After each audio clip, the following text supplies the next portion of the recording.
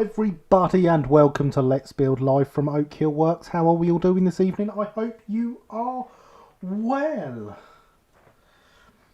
Tonight looks good to finish the Golden Arrow LB&SCR D3 at long last. I say at long last, this is going to be what, an 18-hour build? It's pretty quick if you ask me. We've certainly had longer. I think the chassis on the i3 might have taken this long, never mind the whole build, paint and lining. Real privilege to work at Ardley on the garden station, watch everything passing through. I'm sure it is, Bob. That does sound fantastic. James is well, that is what we like to hear. You have got far already, indeed. It's much further than I expected at this point, actually. I'm really impressed with how this build has gone.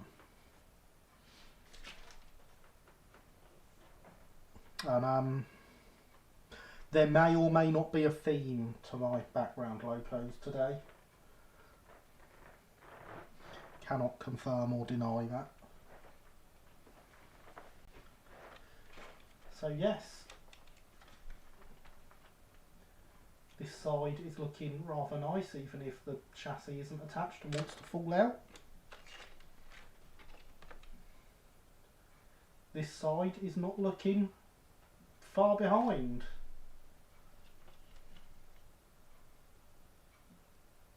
The back is done. The front buffer beam is done, although the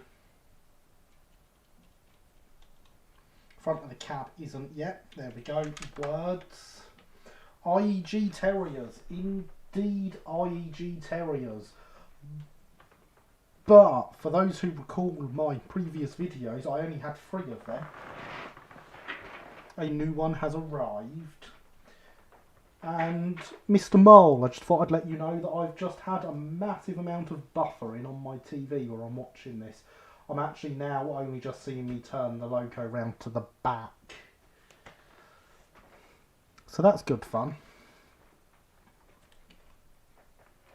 But yes, we have had Piccadilly here arrive with us yesterday, courtesy of Linny. It was very nice of them to send me a birthday present. It was very much appreciated. So Piccadilly is in need of a bit of detailing. Get some nice extra number plates on there from Ian at EB Models. Needs its brake rodding replaced. You have spotted buffering too, so it probably is my end then. There we go. It's not all you, Alex. Sped up to 125, but that resulted in some delays afterwards. Ah, I see. So yes, a very nice thing to be sent. And it felt only appropriate to get all the similarly liveried terriers out for that. So what have we got on the plate for tonight? We've got more of these.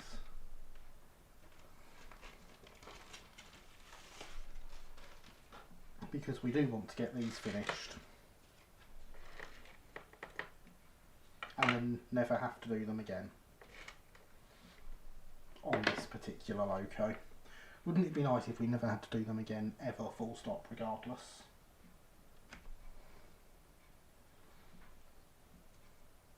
So if we start by getting something on these steps,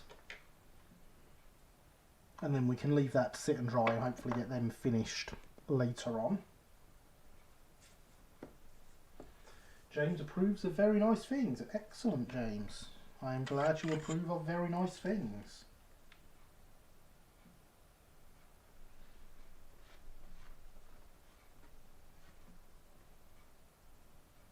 And I must say I did rather like your introduction to Simutrans earlier on the Discords.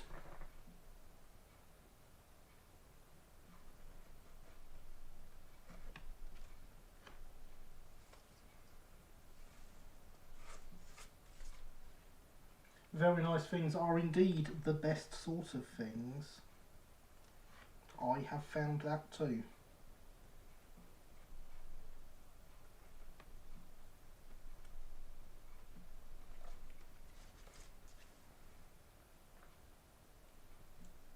Interesting. So I thought that was about time. I did see that and I read through it all with much interest, and it was indeed about time.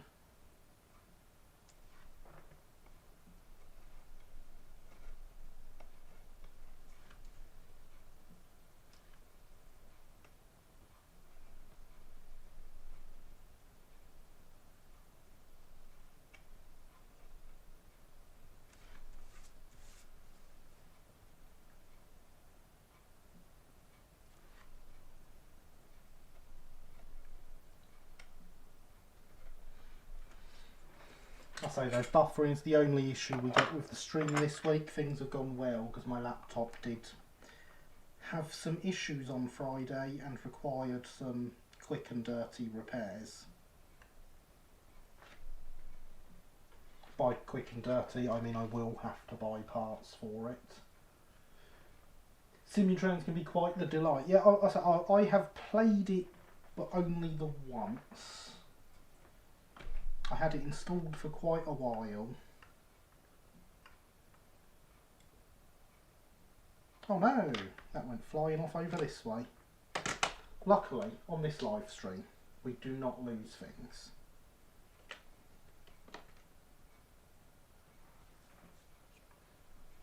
What issues were these? These were my... So when I got this laptop, it's second hand.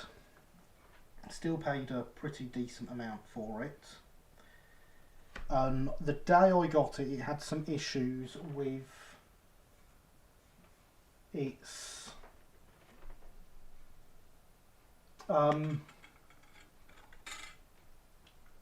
cable to its monitor. I managed to sort it out, got it working, didn't have too much of a problem with it after that. You know, it took a day or so to get it up and running after it had that problem. It was rather annoying. I managed to get a partial refund from the person I bought it from. It has sat quite happy since then, so I've never done anything about it, knowing that a couple of the cables were in a less than ideal condition, and it just appears the rest of the insulation has worn away on them and they shorted out, so that was fun. And it just, I had no monitor, which is less than ideal on my laptop. So at some point, so opened it up, obviously knew what it was going to be from the earlier issues, and just quickly and bodged it basically for the time being. So I shall have to actually invest in a new cable for it now. Got any tips for painting wheels? Me and Javier's 420 wheels are about to come in. Carefully. The way to get the best coverage on them is to mask up the treads and spray them. Otherwise, all I can say is carefully.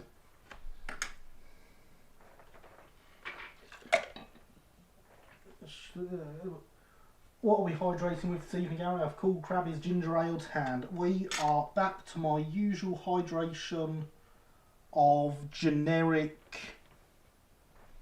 orange sugar-free fizzy liquid.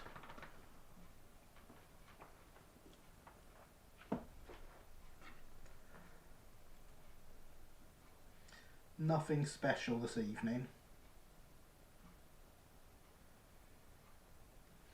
And because Tesco weren't totally useless this week, only partially, it is actually generic this time and not brand name.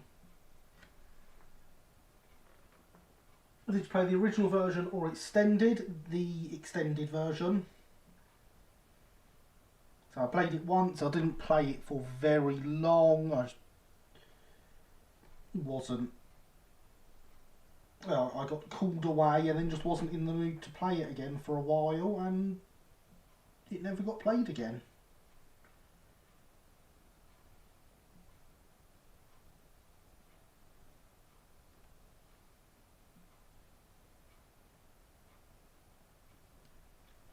And there we go.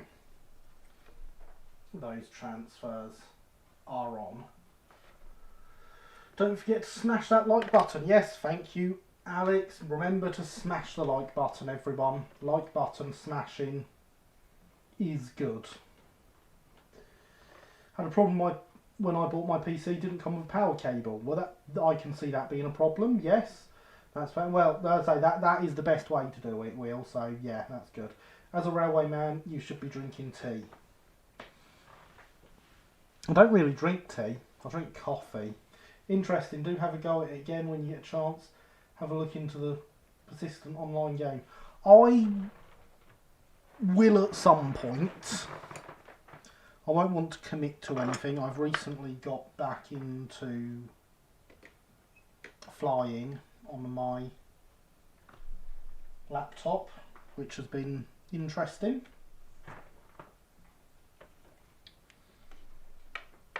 Because you see, I have this expensive gaming laptop. I have a £130 joystick set up. And I've hacked a flight sim from 1998 on to work on Windows 10. Because, of course.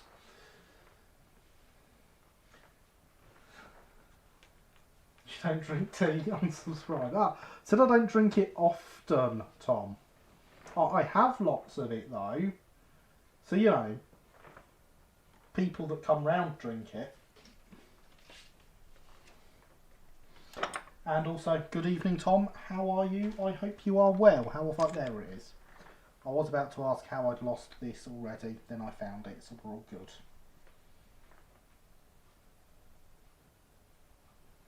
And there is the bot reminding us all to smash the like button or give it a gentle tap. And whilst you're down there, make sure to subscribe and press the notification bell so you get alerted when I upload a video or go live. And we have all the links coming in from Alex. Thank you very much. Who still refuses to hit exclamation mark Facebook. Always will. Gosh, I remember Flight Sim 98. I'm playing the combat version. But yes, basically the same game, but with guns.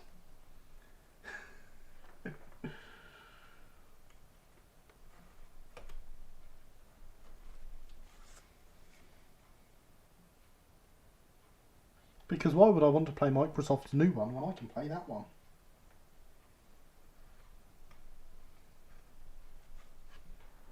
It's much more ridiculous to play a game of that quality on the equipment I have.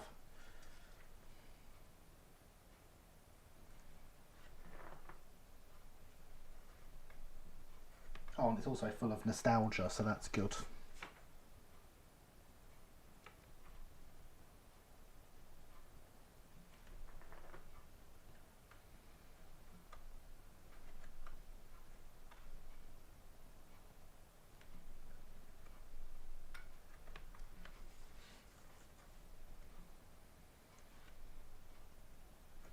I would like everyone as well to take note of the fact I'm not punching the microphone this evening.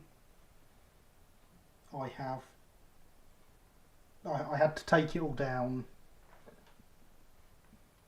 to film the video for last Tuesday, and whilst it was down I took the opportunity to rearrange everything, so I have an extra 5 inches or so of space before the microphone.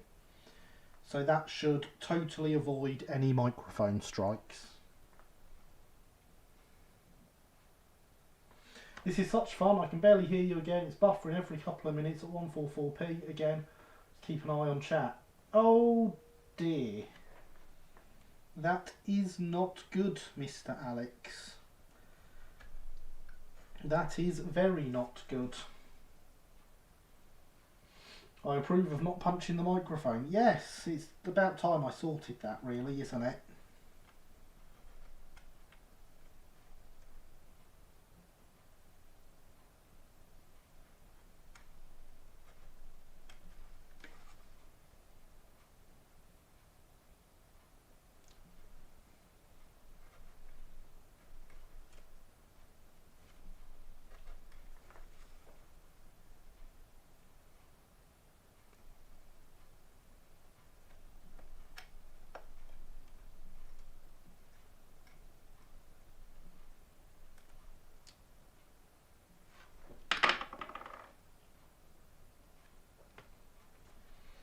And there we go, 2 corners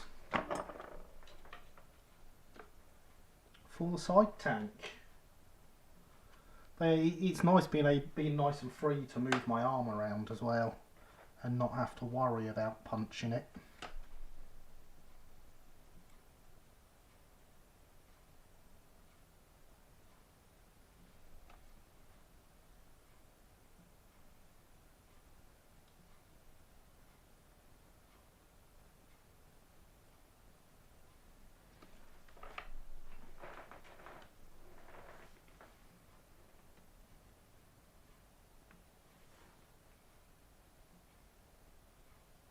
But unlike before, I now have nothing underneath my pop filter, which is what I was always hitting, was the cables below the pop filter.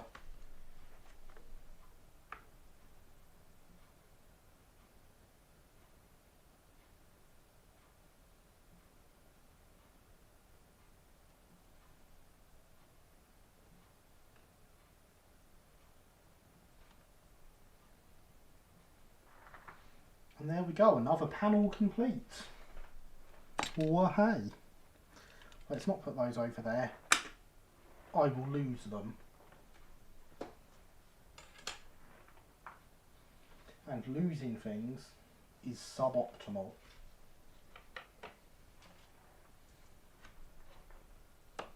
Next we are going to put a curve in on this corner, and that will mean once that's dry we can patch in around it and get that panel finished as well. Rapid progress. Is the pop filter for your hydration. But for those that don't speak filming lingo, the pop filter is this black circle here. So before I had cables and stuff running down here, and as you can see there is now absolutely loads of space between me and the microphone.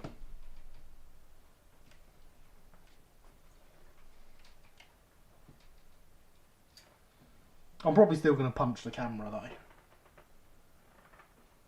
But hydration is still important, even if it's not coming through the pop filter.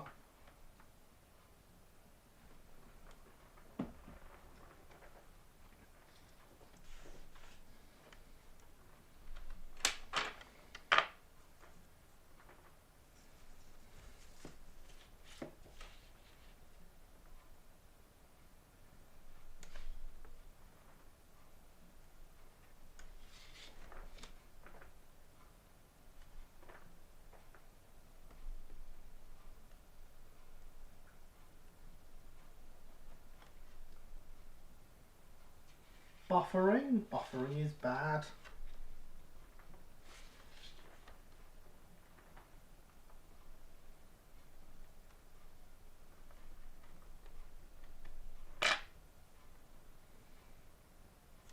Buffering is very bad.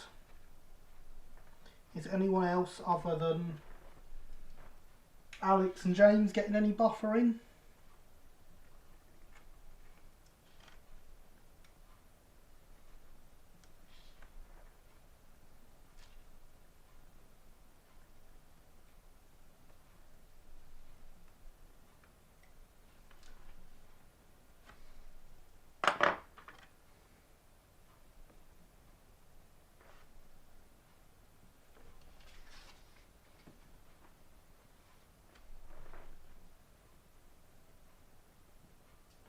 I am getting no warnings of anything popping up in Streamlabs to let me know it's dropping out. So I'm hoping it's going okay.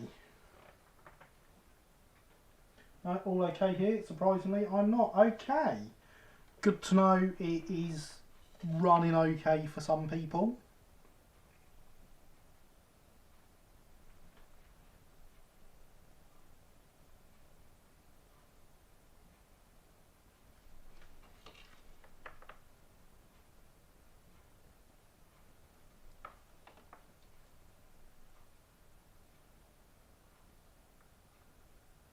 It's a shame that it's not running okay for everyone.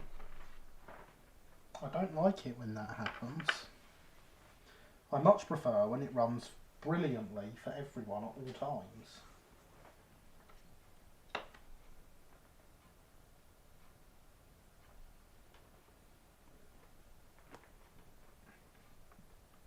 Right, so there is that.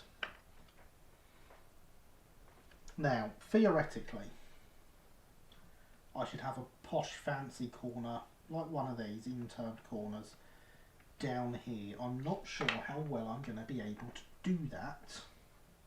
But that doesn't mean we're not going to try. It just means we're not going to get upset if we fail.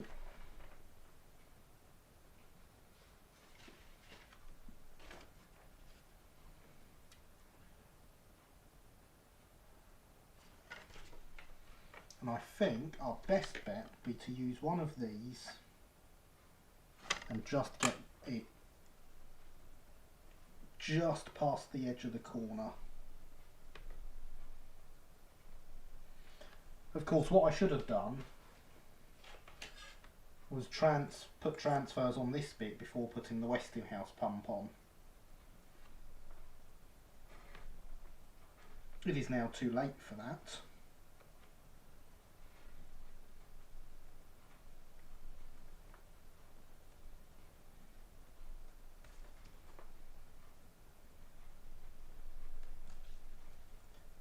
So we are going to attempt to do it the hard way.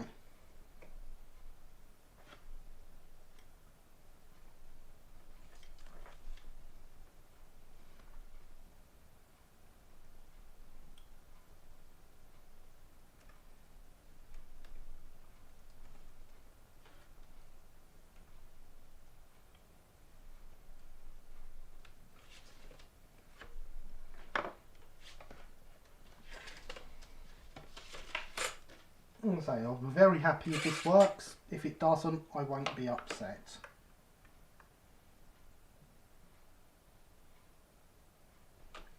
But the idea is that this will go down in this space here.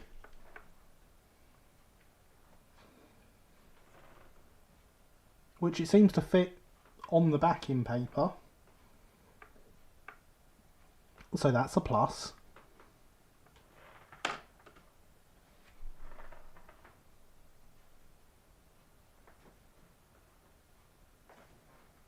So, do we have any projects ongoing tonight? I do love to hear about these things. Please do let me know.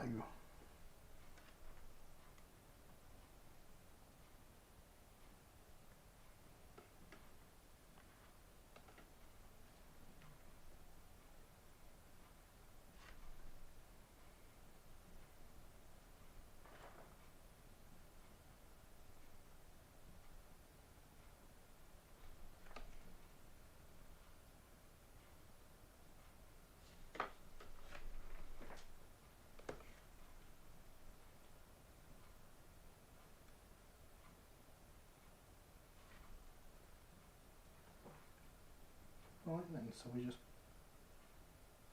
run this nicely down the gap. Hope it doesn't crease up too much. It has not.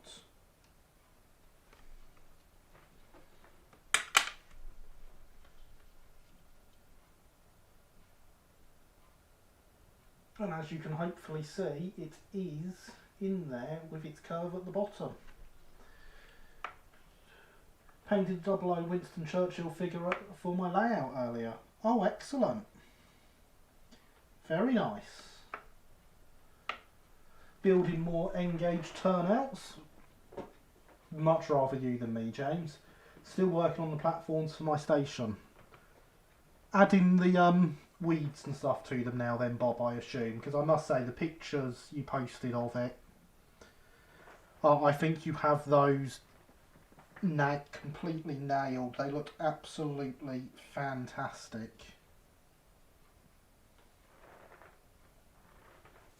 I was really impressed by how they looked. Just moving the last 3 locomotives in my temporary storage shells before everything is moved into my new layout room. Larger loft. Yay for larger layout rooms. Cannot complain at them. Right, so now we're going to leave this side. Jump over to this side, where for some reason last night I left gaps at the top of the stairs, which aren't a thing in the lining. I do have an offcut of it here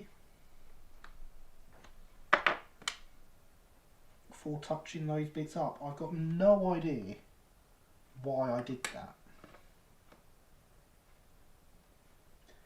because I know it's not a thing. I've checked several times. Every time I come to line a loco, I always check that. I think, does it drop down round the stairs? No, it doesn't.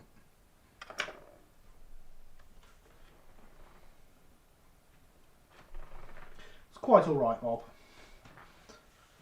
So I really couldn't believe how good you've got those platforms looking. I'm going to have to really make an effort on Oak Hill 2 to make sure it matches some of the quality you're getting into yours. Large layout rooms are the best sort of layout rooms.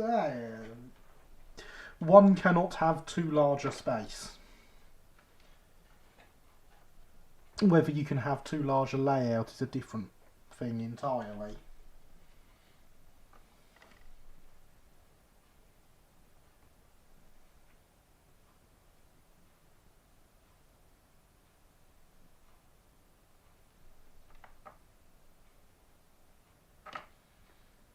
Also means that I can have a double layered layout. Oh, excellent. Excellent.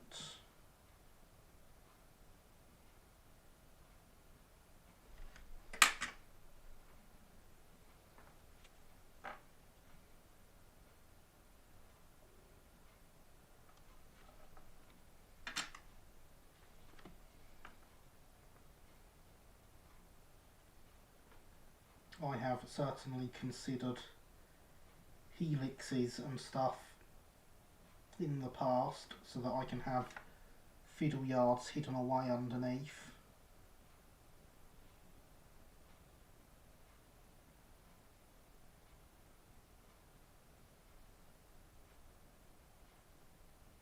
I've never tried to build one, but I've considered it. There we go, much better. Now it's correct. And correct is the best form of being. Much to be said for a double layered layout. What sort of era location will you be depicting? Ah yes, all the important questions.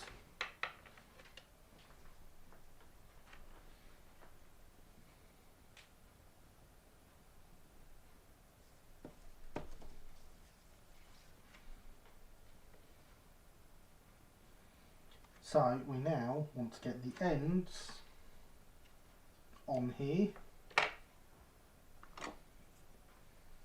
and then the bottoms on these steps. At this rate, people might start thinking, I know what I'm doing. Oh, I don't, I assure you. It's a lie.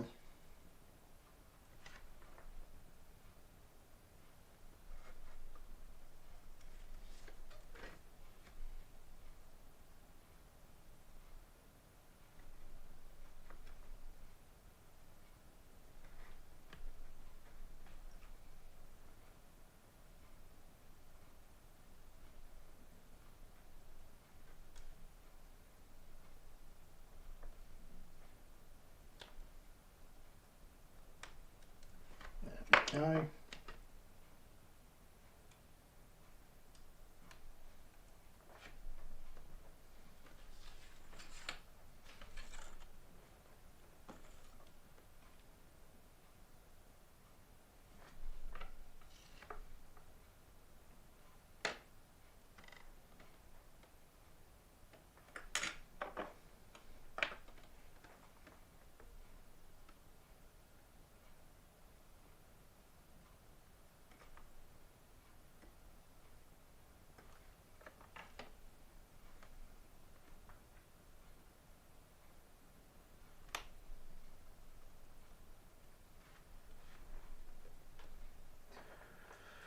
One of the stations will be using the same track plan as my current layout, and one of the sections of the old layout will be reused, but the rest will be the other stations on my fictional railway. Oh, very nice.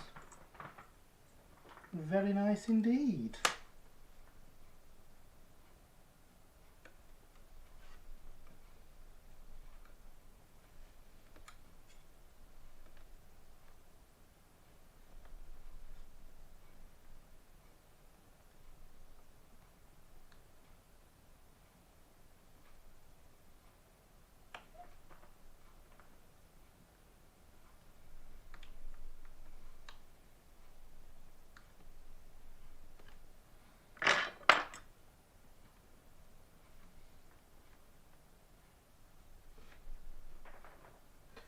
So all this sitting at the workbench is finally rubbing off on the boy, who earlier today managed to nab himself a white metal Caledonian Railway brake van on eBay,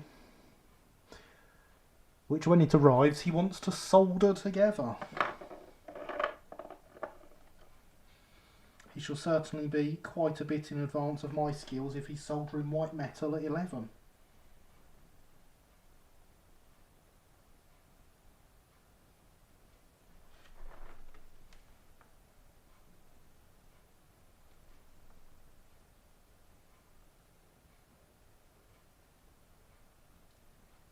Carries on like this, I'll have him running the channel. Gonna try and fit all the stations on the route so that I can run a proper service up to the end of the line and back again. Oh, that would be cool if you've got enough space for that. That'd be very cool indeed.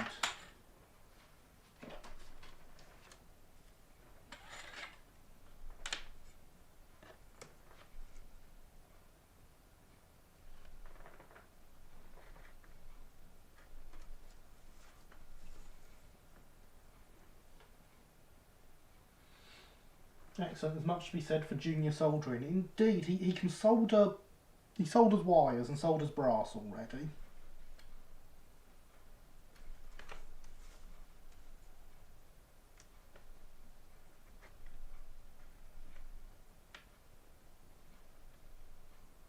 And he tells me I've taught him to solder white metal, but I don't remember doing it.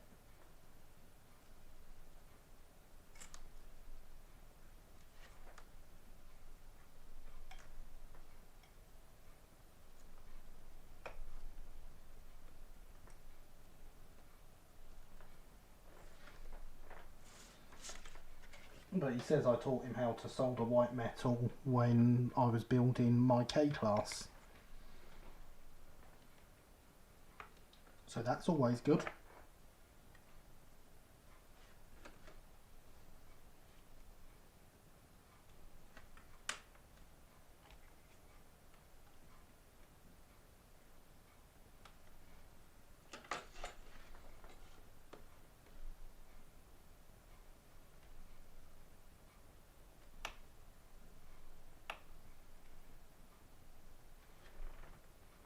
So he's got a decent selection of brake vans, but this will be his first actual Caledonian one.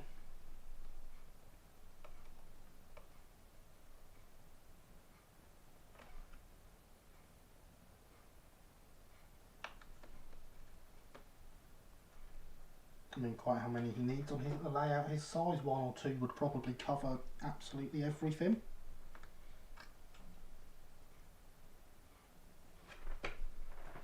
Oh, and just for extra fun, it's a K's kit.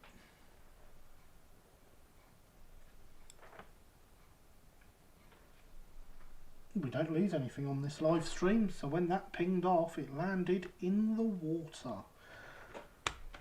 Perfect, if you ask me. Had an idea about how I could get full-length trains from level to level and came up with the idea of a railway lift where the trains run into a platform that works like a sideways draw that will go from layer to layer. I mean, that's an interesting idea. Would a helix not be easier with some I can't think what they call it now, but DCC Concepts make a magnet adhesion that's very much like the old triangle magnet adhesion system. Only obviously you have to put steel under the track because rails are nickel silver these days.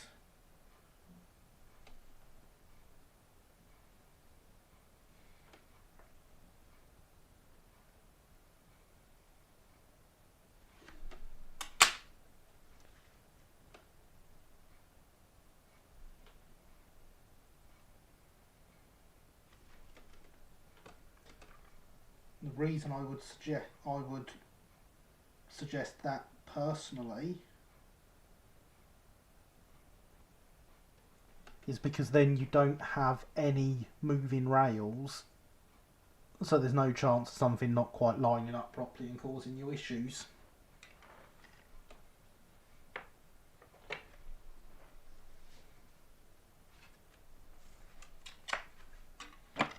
And the less potential for issues, the better, I find.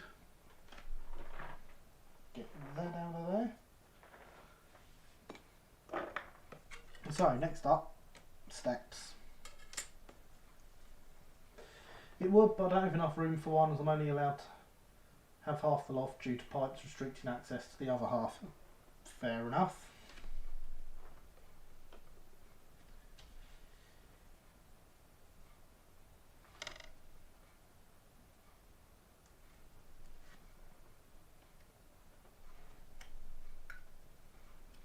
That makes valid sense as a reason.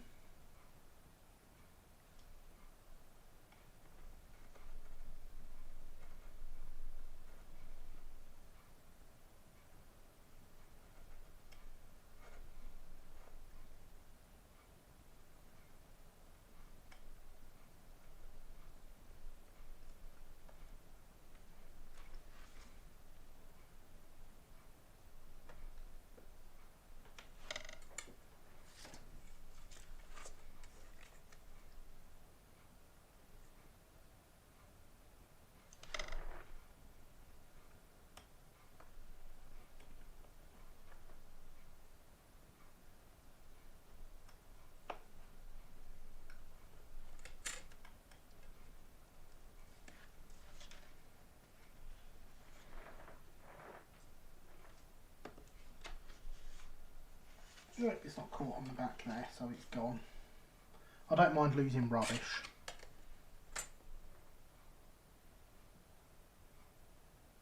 Because that will get brushed off tomorrow.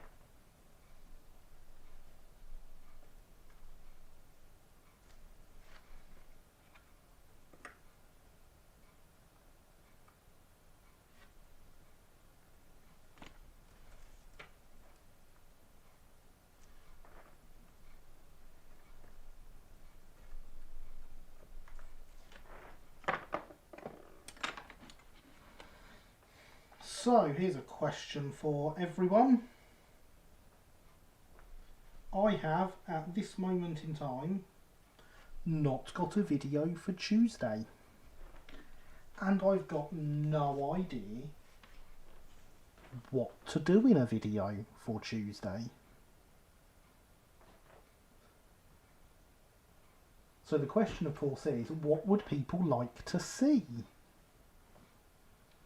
Ideally, something I can realistically get filmed and edited and stuff before Tuesday. Good evening, Red. How are you? I hope you are well.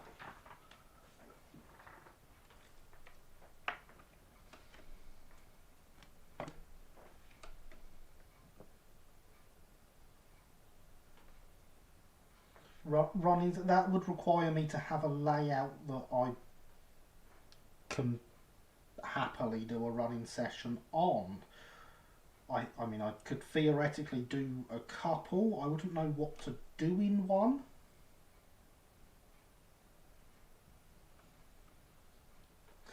I suggest kittens. You can suggest whatever you want, James. Whether it will happen or not is another matter. So the question then comes, Alexander, if I were to do a running session, what would you want to see?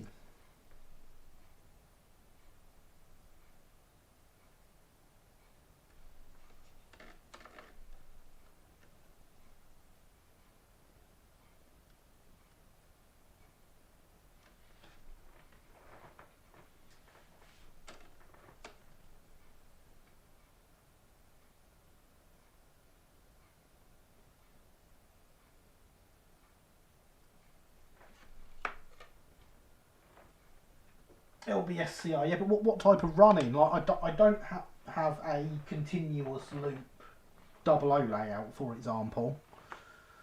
My main layout sometimes works, sometimes doesn't, which is why it's getting replaced.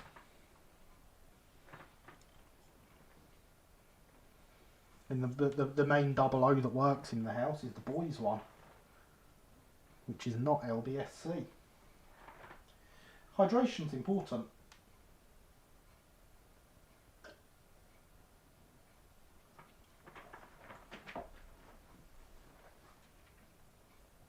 It's certainly something I'm willing to consider trying to put together though. Right, so whilst we wait for all those transfers to set a bit, we're going to do the cab front. And look, there's the bot reminding us hydration is important. It's almost like I knew it was going to say that. And beat it to the punch.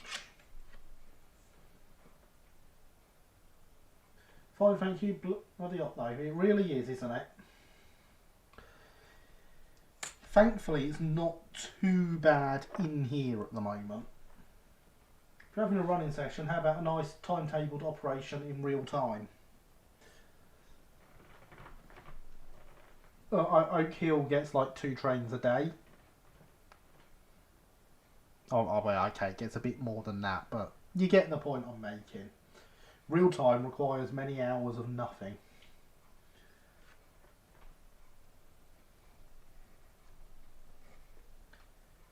I'm certainly willing to have a go at putting a running session together though.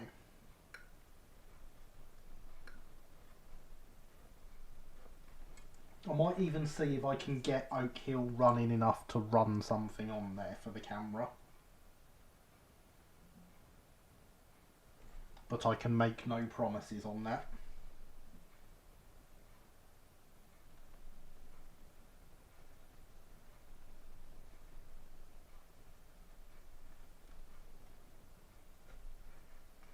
There are certainly parts of the layout I know for definite I won't be able to get anything to run on.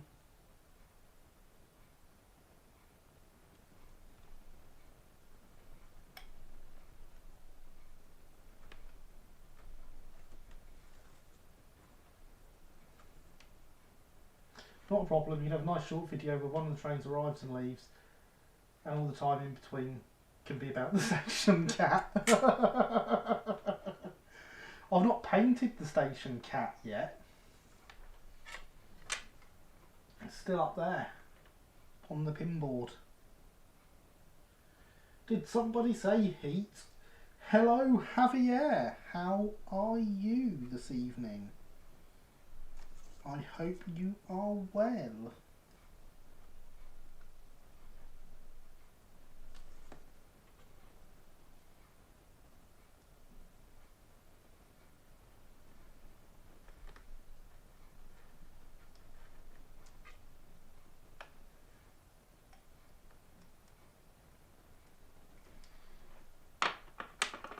Awkward transfer to cut out that one. I swear Marsh was not thinking of us modelers when he designed this livery. Obviously he's not as bad as Stroudley, but still. Well, hot. Well, I'm gonna be honest, I guessed that bit.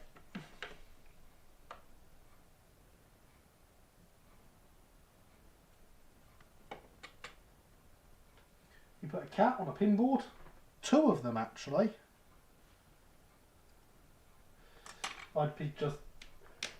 I'd just be fine talking about cats anyway. I like cats. Just spent the day changing rotors. Fun. Here we go, look. There's the station cat.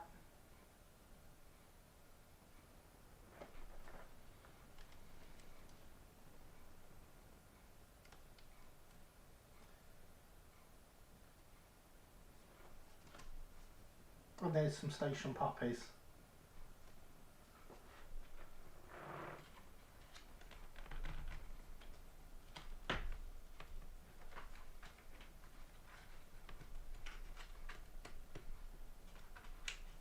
At the moment, staying in the bag is the best place for them. Once the layout is the new layout is done, on the other hand, they will have to come out. Or done enough for it to have a platform.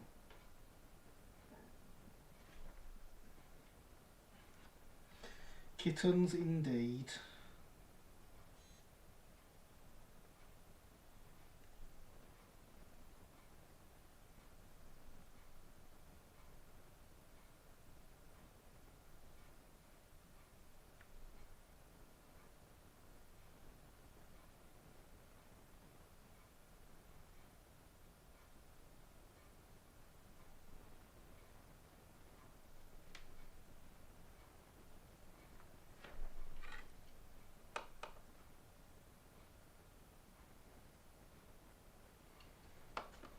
Perhaps the kittens shall show up frequently in the back of photos, much like the station dog does now.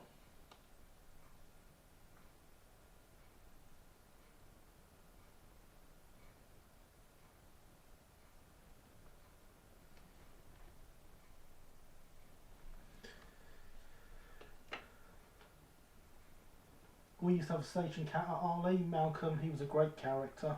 Excellent. Take His Own Kill does have a station dog at the moment. It is modelled on my old dog, who we had with us for the first few live streams. I still have a bent tripod from where she used to lean on it during the live streams.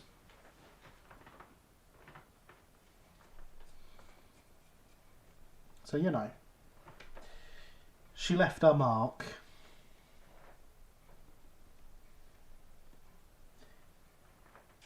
And I must say, in her younger days, as she is depicted on the layout, she was not a fan of cats in the slightest. How is your friendly neighbourhood kitten? It's very healthy, but still, by the looks of it. It's been round a few times this week.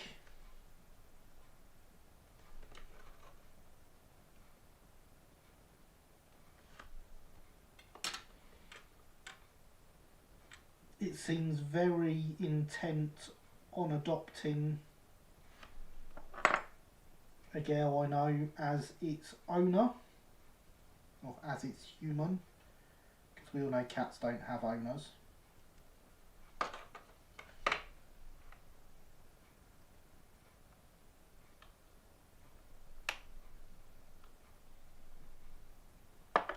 Let's measure that again without pinging it off.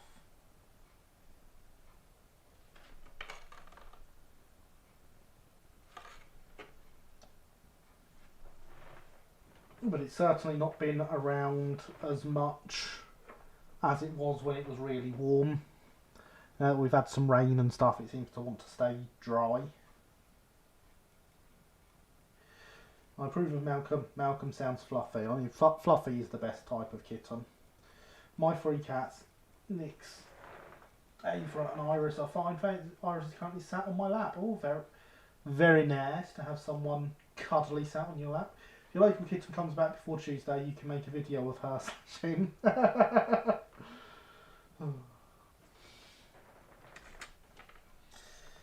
don't think it fits with the theme of the channel, unfortunately, James. People come here expecting a certain degree of railways.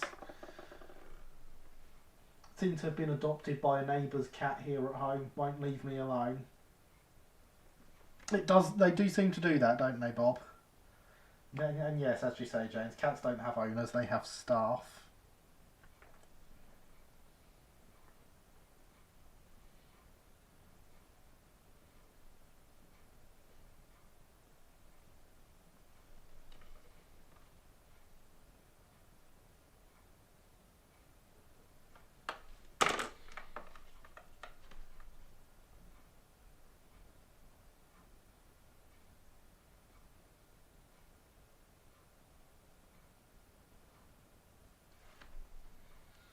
It was pointed out to me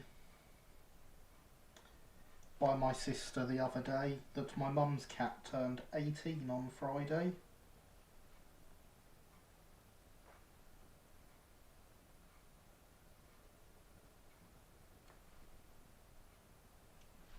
Because my sister's one of these people that remembers things like that.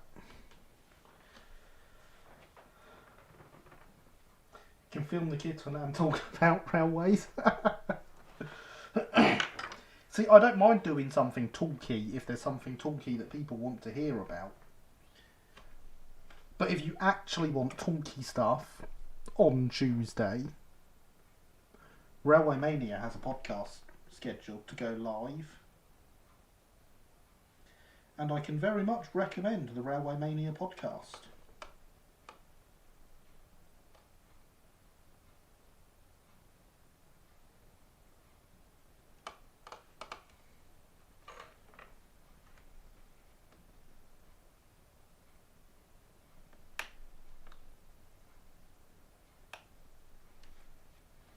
It's a very good podcast and I very much enjoy listening to it every time it comes out.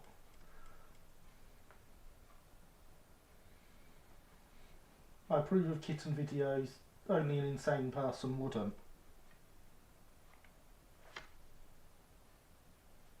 The kids certainly approve of them, so that must mean that insane people also approve of them.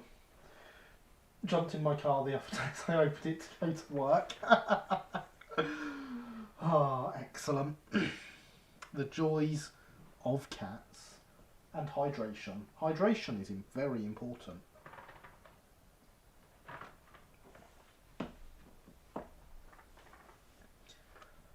See, I like the neighbourhood cat because we get all the joys of cat ownership, of sitting and stroking it and playing with it and stuff,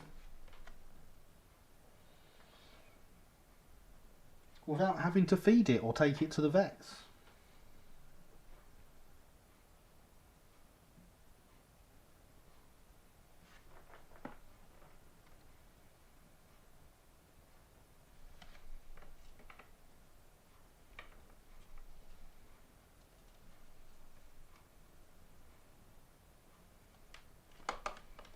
And no vet bills are the best vet bills.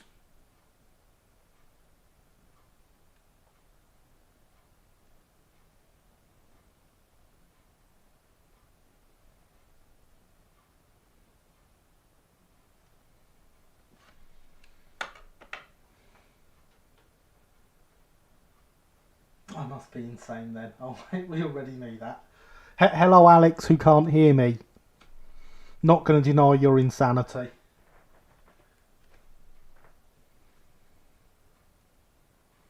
I approve of borrowed cats. Borrowed cats are the best sort of cats. Yeah, you can give them back afterwards. It's not in a mad world, only the mad are sane. And who knows what the sane are. I'll let you know if I ever meet one. Right, so that is that. Also done. So the front of the cab is now lined. Which means, of course, we want to move on to getting bits of lining on elsewhere. So I think the next thing we'll do is get this hooked up, linked up, this linked up, something fed under there, and this linked up to complete the main body panels.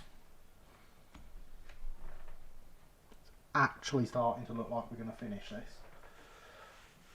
I have the neighbour's cat, the boss's dogs at work, so plenty of company. Excellent! I very much approve. Oh, look, that little bit there.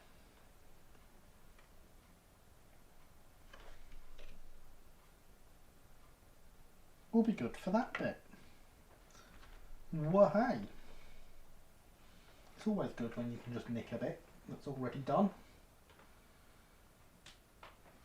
Less offcuts is best offcuts.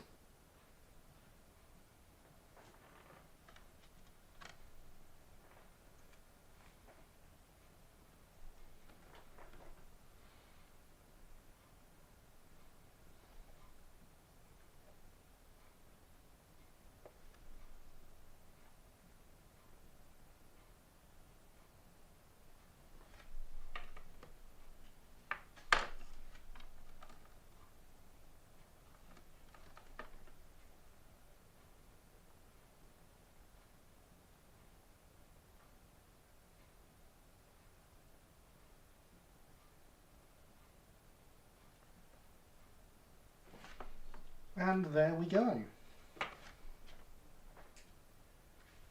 That is that bit linked up. Wasn't that easy. I have my neighbour's cats wandering around, usually at work, so most of the time he's following me around. See, everyone has all these companions. All borrowed. Definitely the best way.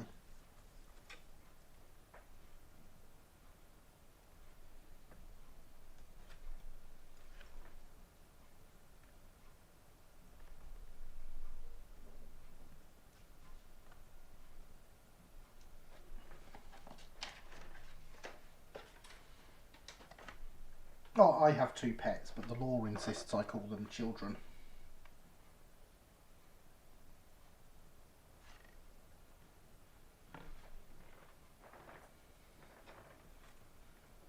They definitely seem more like wild animals at times.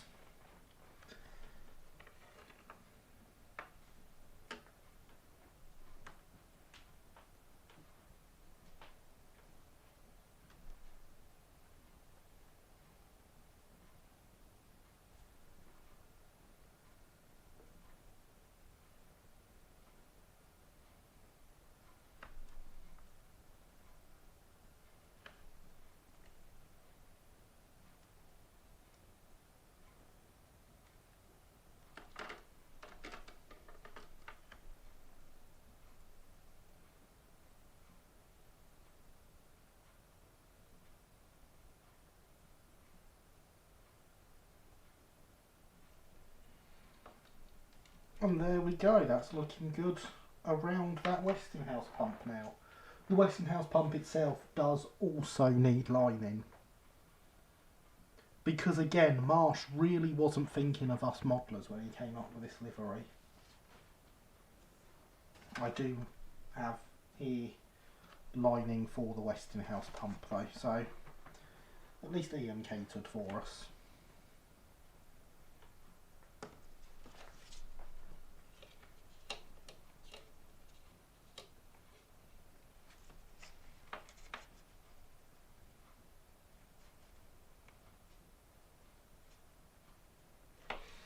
I think one of these will be long enough. We shall soon find out.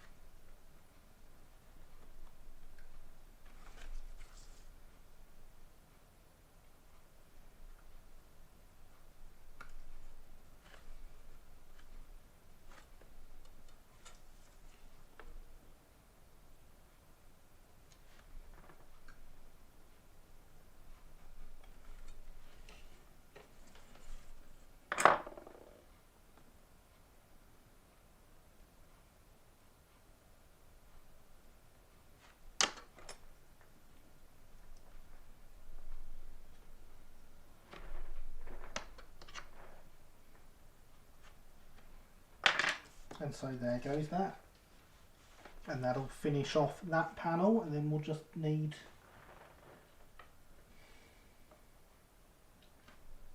taken that straight bit off. That's got to be on the finger somewhere.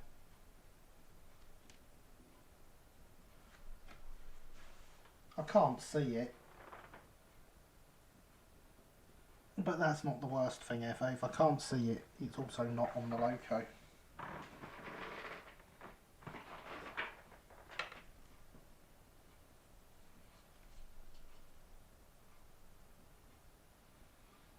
Yeah, there does not appear to be any extra bits of lining on there that shouldn't be. Never mind, we'll cut another bit. This is of course why we space out doing bits, to try and avoid that.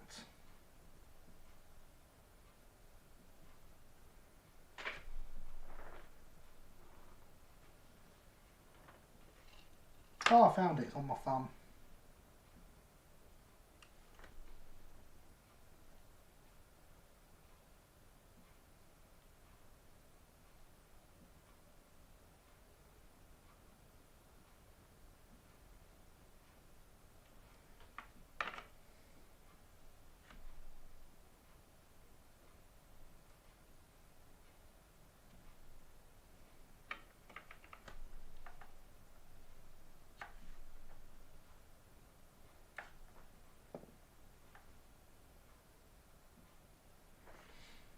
As I said last week doing this, I have managed to re-wet these transfers of Ian's and reattach them with no problems in the past.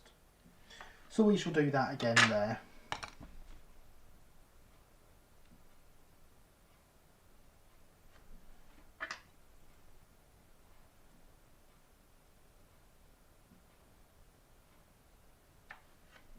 And hopefully not pull it off on our fingers again this time.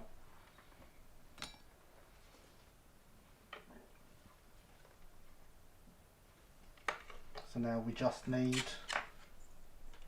to do this corner, and there's a tiny gap, literally about 0.5 millimetre there, that we need to fill in at some point.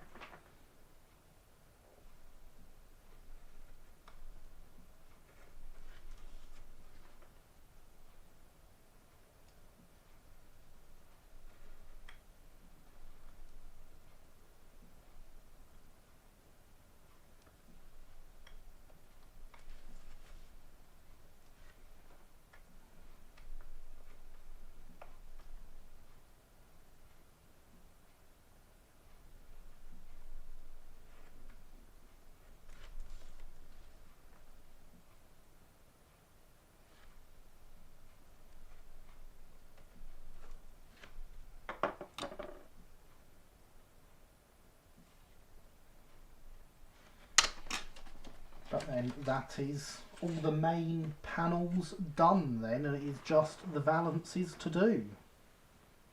And it is only 10:05. We have loads of time left. I am going to take a break quickly to refill the hydration, because it is empty. So as we pass into the second hour, how is everyone doing out there? I hope you are well still.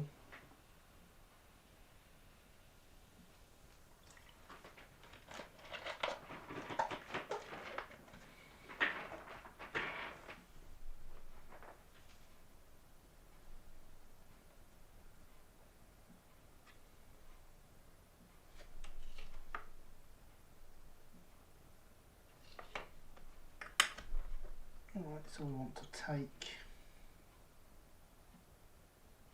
most of that off, which will also give us an offcut big enough to fill that gap.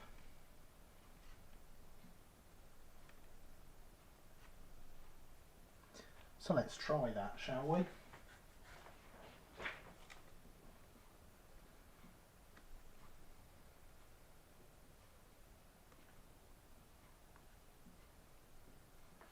Still alive? Still alive is good. All okay up here in the West Mids? Excellent.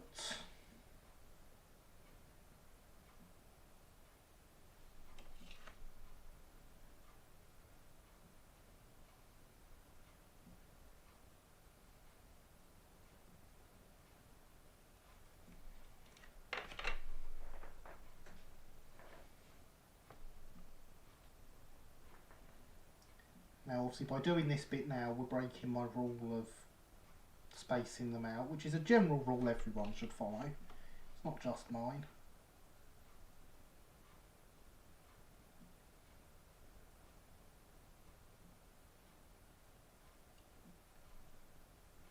There we go. That is transfers on all the main panels. So we're going to put the body back, bring this out,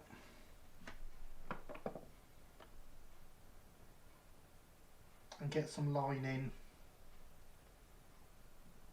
on either side of the upper steps here. Awaiting Tuesday's battering. Ah, of course, you got the storm coming up your way. Not an issue we have down here as far as I'm aware.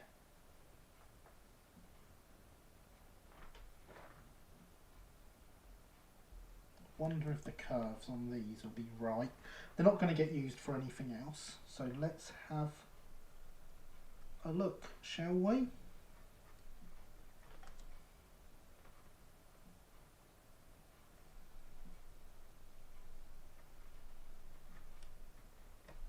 These are meant for bendy footplate locos.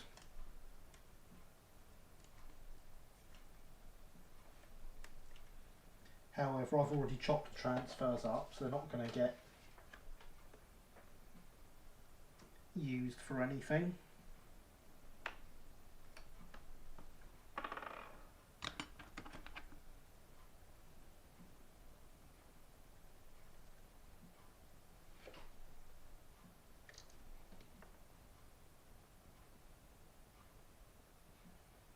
That actually doesn't fit too bad.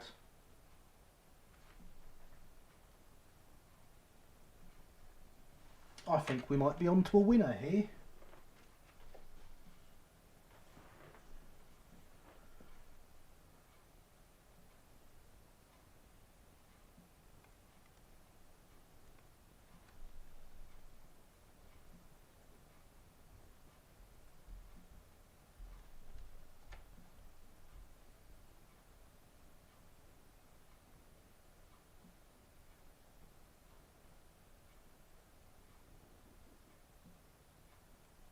Yeah, that fits over there and curves round quite nicely.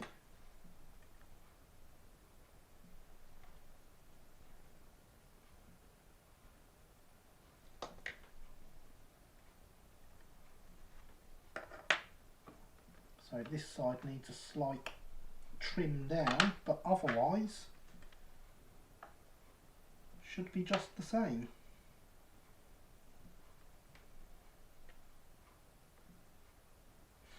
That'll do.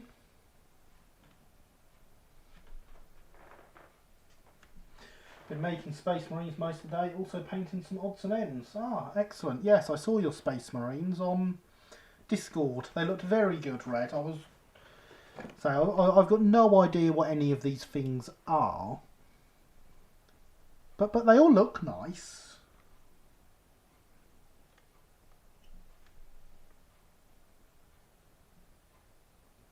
Oh no, that's the wrong curve. That one wants to go somewhere.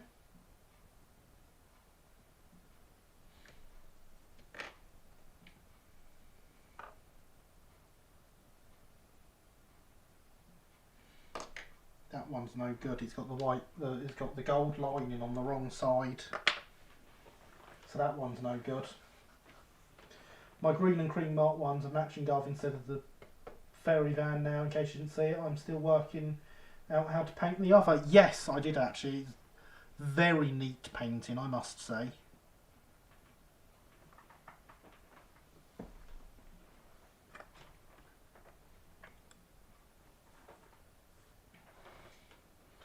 Would the other fit in with your branch line stock, maybe, rather than your mainline stuff?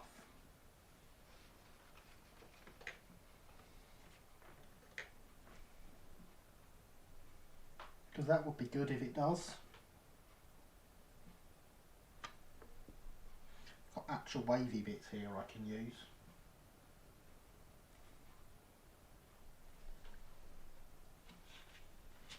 Right, what side of this is the gold on? Let's have a look.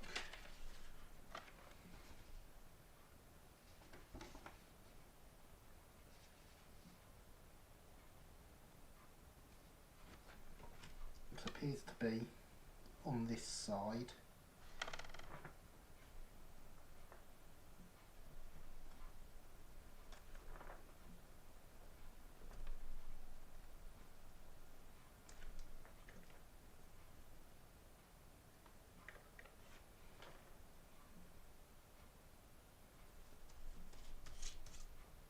Which means this side is the side I want.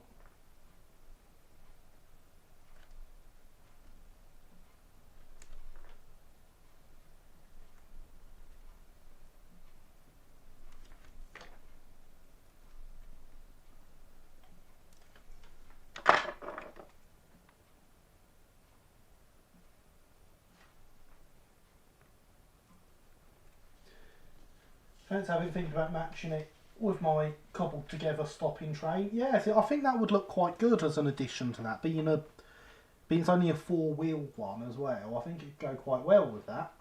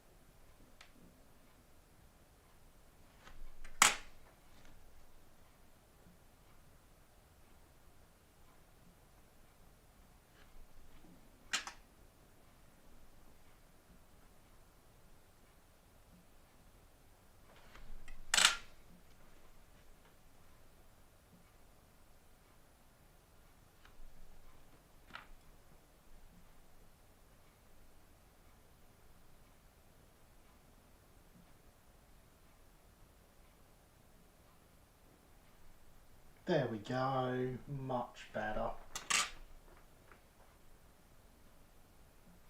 Fully lined steps.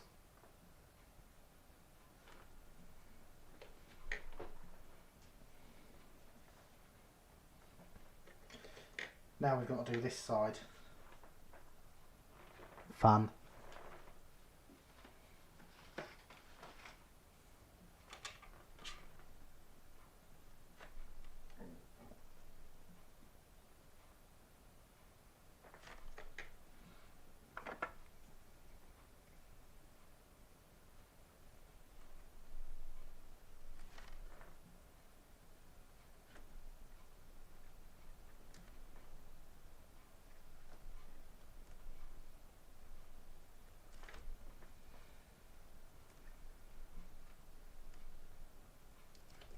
I shall start by cutting this bit out here.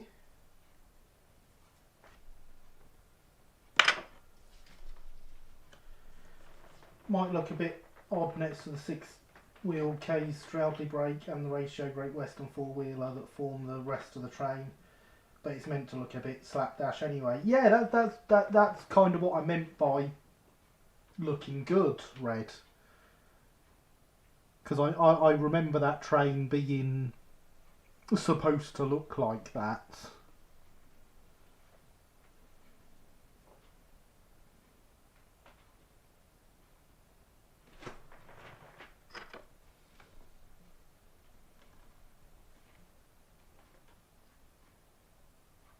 So hopefully that could work.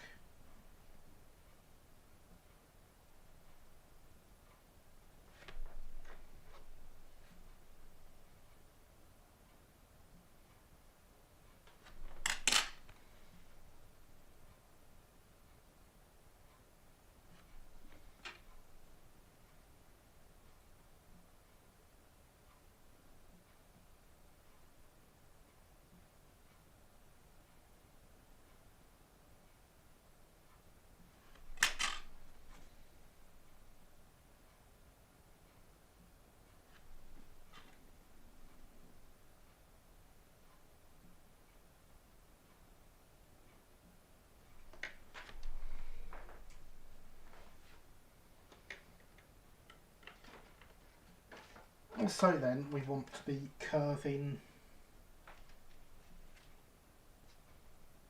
the other way now.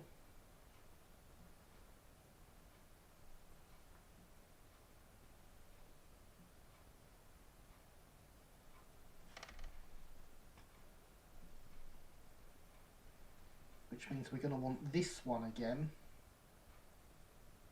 But I can't remember which side of it.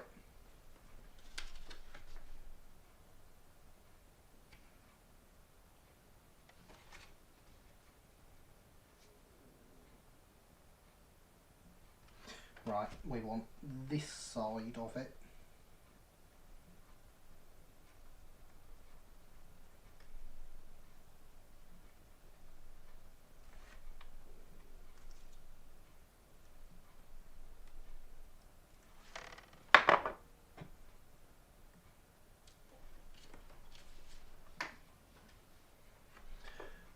Might chuck the remaining old Triang four-wheeler in there too. No, it's got a lower chassis on it. Ah, that could look quite good, yeah.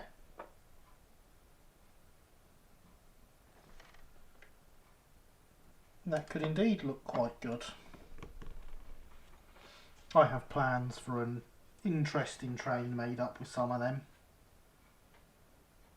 Much cutting involved though.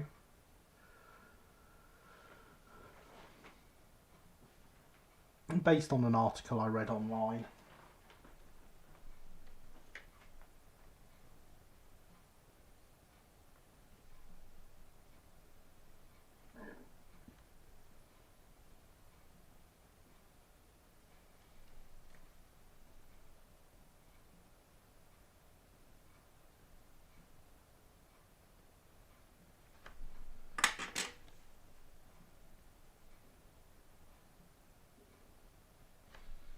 Of course, when it comes to actual four-wheel stock and stuff, I've been looking very excitedly at the new Hatton's Genesis coaches.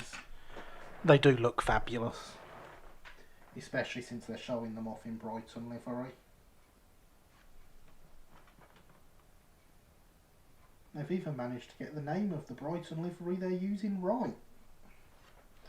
Someone must have shouted at them rather a lot to achieve that. Can't imagine who.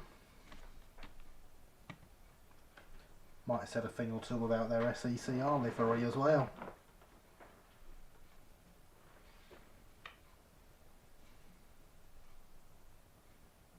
Right, so that is now this bit done. Because all it actually needed was its two sets of steps lining out, which it now has. I turned one into grounded coach, bar station, two into suburban to go with the Mark 1 sub that I use sometimes, and the third I stuck on an old Wren fish fan chassis. Very nice. Very nice, Red. I approve of Brighton livery and the Hatton's carriages. Yeah, they look like they're going to make very nice carriages. Regardless of any livery issues they may have, I do think they're going to be very nice carriages.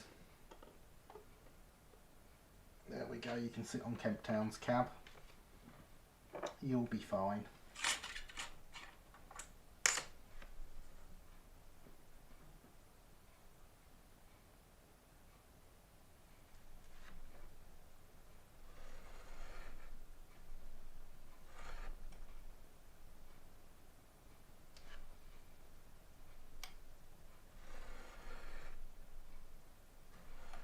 And so now we need to work on the valances.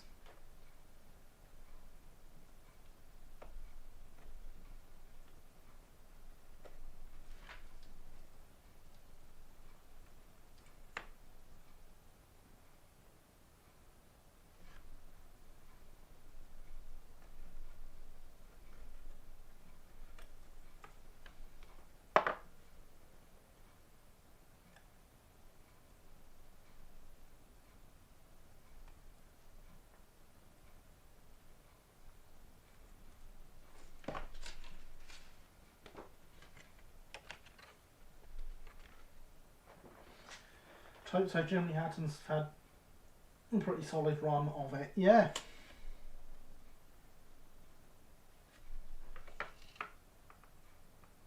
I do like the fact they've been willing to listen to customer feedback on these carriages and have even made design changes because of it.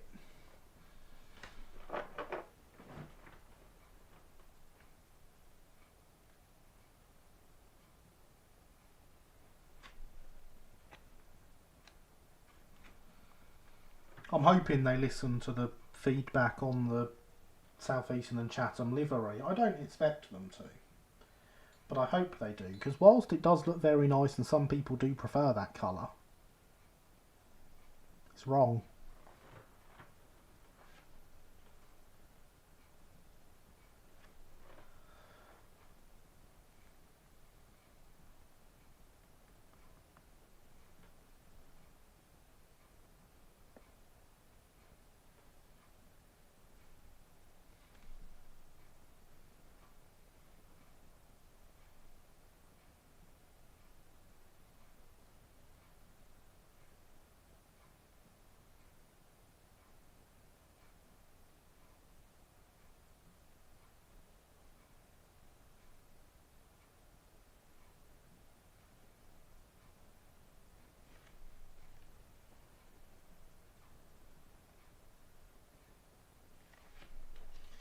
And as they are not the first people to do that livery in Ready to Run, I do not see any reason for them to have it wrong.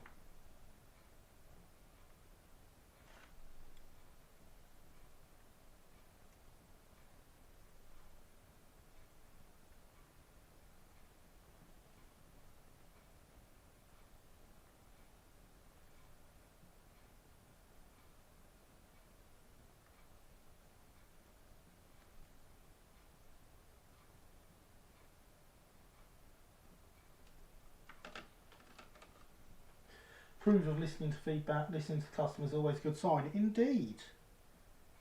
It is the best sign from a manufacturer.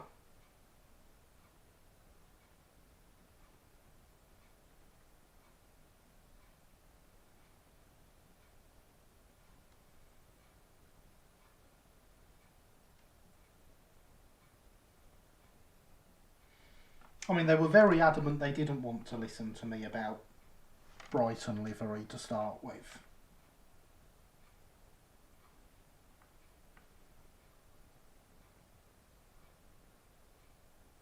Which wasn't so good.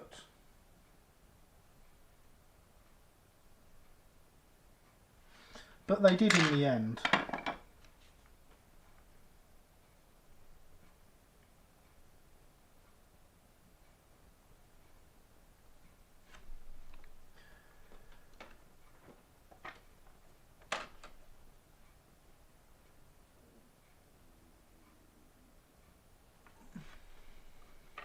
Just started following your thread on RM web, saw you mention Birkham Station. Oh, I hope you like my work, always willing to receive constructive criticism and suggestions of where to go next. Oh, I don't see how anyone could not like your work, to be honest, Red. It's very good. Right, so there is the majority of the valance lined.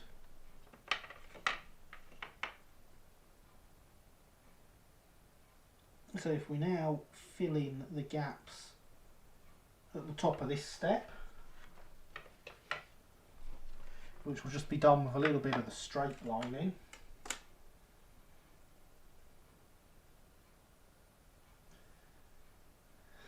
Also nice that Gary actually said Birkham right, most don't. Excellent. All's well that ends well. Indeed, James. Indeed. Although they promised me they were going to correct their video and they never did. Love the advice available on RM Web, learned a great deal. RM Web is fantastic for stuff like that. I know there are people that will tell me different, but I too am very much a fan of advice from RM Web. I have learnt huge amounts from RM Web.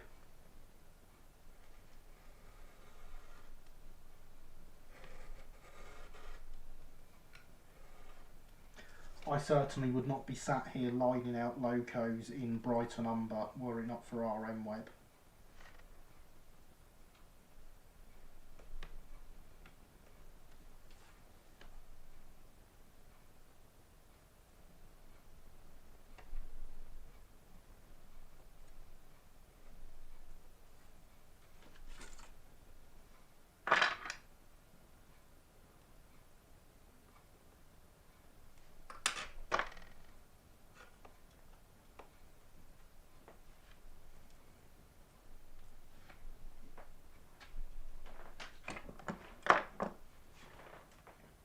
There is some good advice and also some weird advice there. That is true.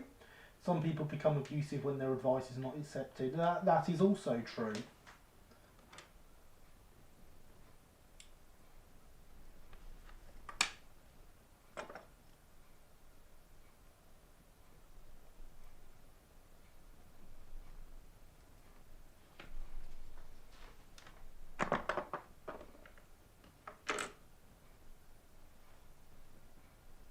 And that is a problem with RM Web.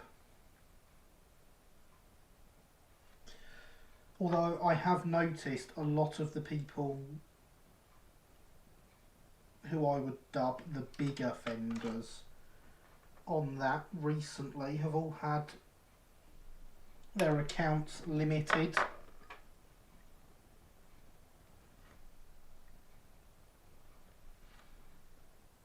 So that's always nice. Many good reasons I call RM Web Moss Esley and why I don't have an account on there anymore. Indeed, Mr. Alex. I knew you'd be one of the ones to disagree with me. Remember, kids, Burke as in bird, not Burke as in bard. I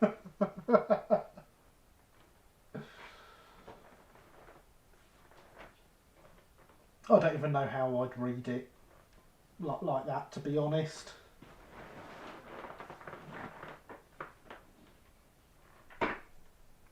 So I'm glad I got it right, because to me that's the obvious way of it being pronounced.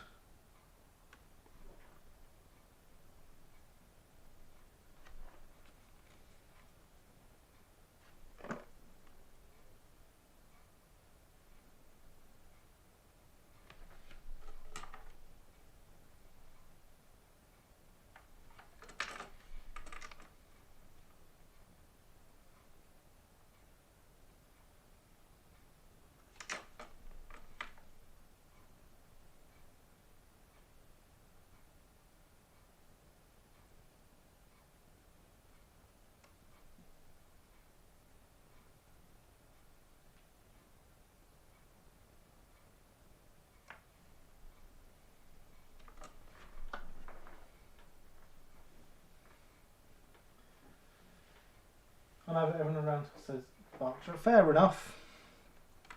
Fair enough. Strange people, they're all wrong.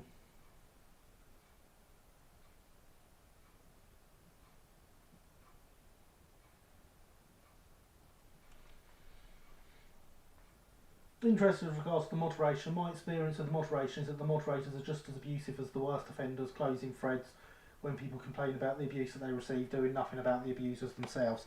That certainly does happen quite often on there.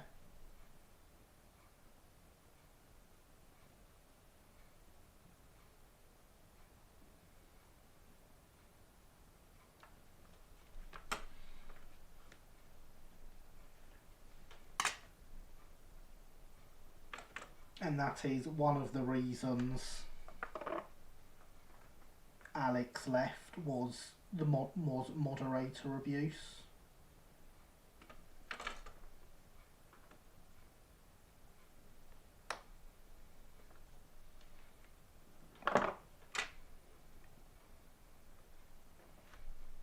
But yeah, there is a few that have recently entered moderated status, as it's called, which means they need all their posts approved. And of course, I'm not naming anyone in particular here. There's just a few I've noticed that I thought it's about time. And at least one that I thought, well, you should actually have an outright ban and go away. Sadly, it happens more than you'd hope. Indeed. I tend to stay away from the new product threads for the most part because they seem to get quite bad. The main moderator there is a really nasty piece of work. Can be. Certainly can be.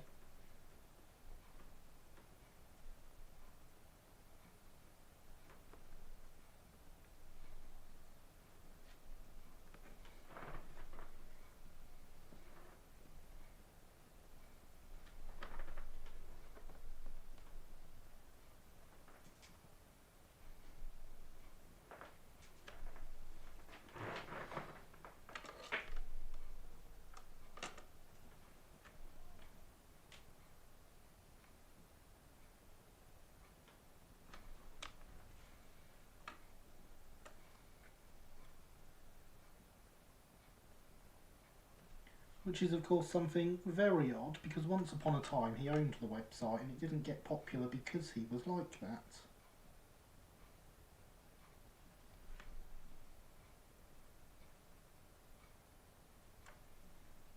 And there we go, there is that step lined. That was painful. I just make sure to not step on anyone's toes. Most of the time my experience on RM Web has been rather pleasant. Most of mine has been rather pleasant. There are a few times I have purposely caused arguments in certain threads for fun. But I'll also occasionally do stuff that the moderators like and I get away with a bit more because of it. Not that I'd ever publicly admit to abusing the system in any way whatsoever. No, that's not me. I wouldn't do that. Don't even really go on Castle Aiken anymore ever since they started talking about nothing but British and American politics. Well, you'll be glad to know that as of today that has not improved in the slightest.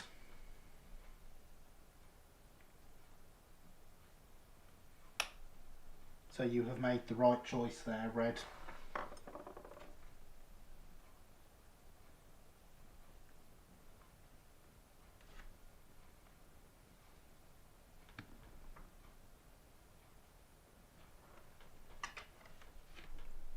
It's funny, once upon a time when on one of my threads, people kept giving me the exact same bit of feedback, no matter how much I said, no, not interested, this is how I want it. And I actually got the response of, you know, with these holes in your history and problems, you'll never have a thread like Castle Aiken. It's like, actually, I don't want one. I want my threads to be about what I'm doing.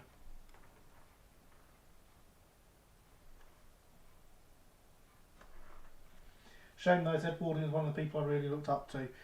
Yeah, it is a shame.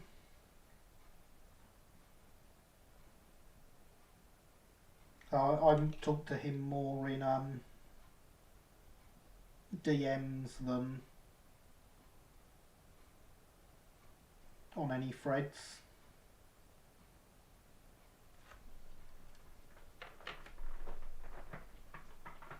I very rarely talk to anyone on threads anymore.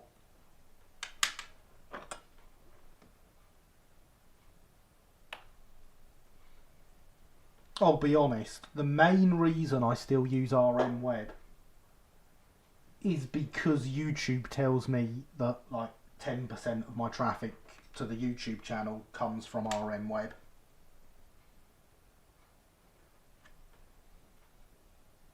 Now I had a bit I just chopped. Ow, that hurt my ears, never mind yours. There it is, we don't lose things on this channel.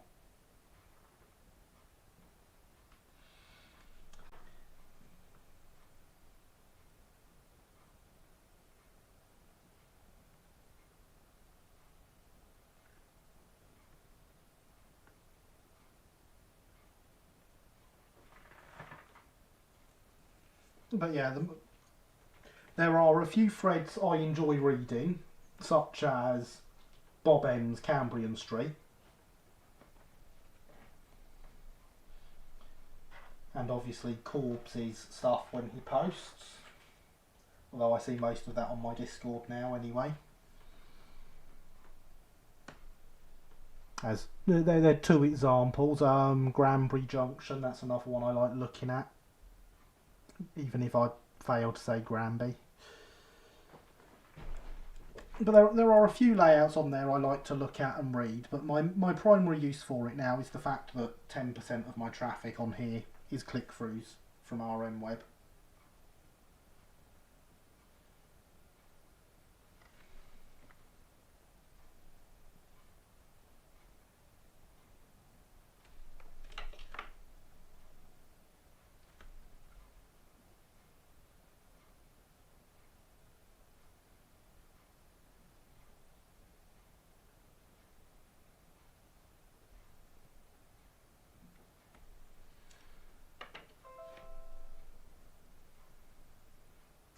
Edwardian was not one of the abusive ones. You've never seen him on the talking to the manufacturers then.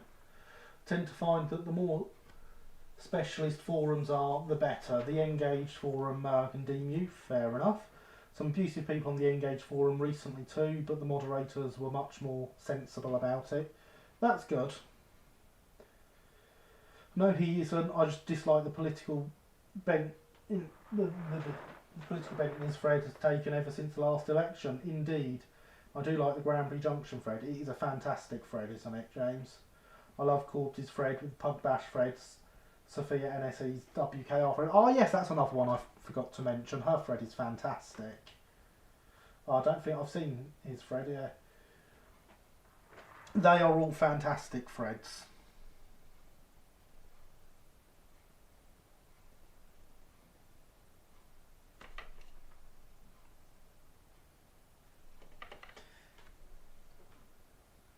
There is a chance that at some point there will be some custom transfers for the West Kent Railway.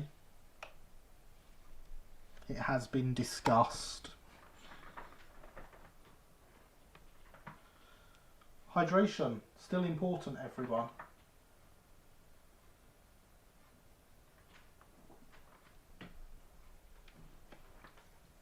Yes, his automation is fantastic. I don't think you could run a layout that size as one person unless you had automation. It's just too big. Right, so we got this bit of valance to do, which I've just put in there. We've got the lining on the Westinghouse pump to do. And then we need to get a handrail on it and start putting it together. Corbs is not only a major inspiration and mentor to me, but also a good friend of mine. Indeed, he is excellent, isn't he? Don't think that I've seen Sophia's NSC thread, but will this be something to do with Network South East? She used to do all... It was only Network South East when she joined. It's not anymore. The West Kent Railway, goodness, now that's obscure, not even I've heard of that one. It's fictional and is what Sophia NSE is now working on.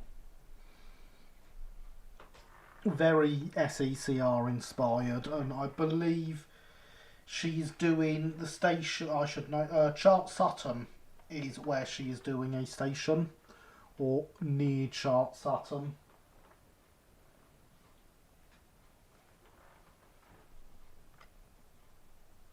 As I always remember it's Chart Sutton because we have a P4 layout at the club, which is Chart Sutton.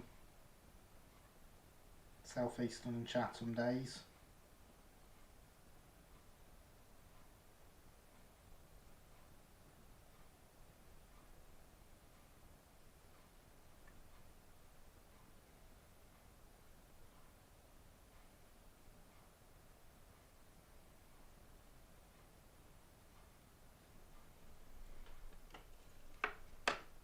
Proof of course. Oh, that'd be why I haven't heard of it. It will indeed.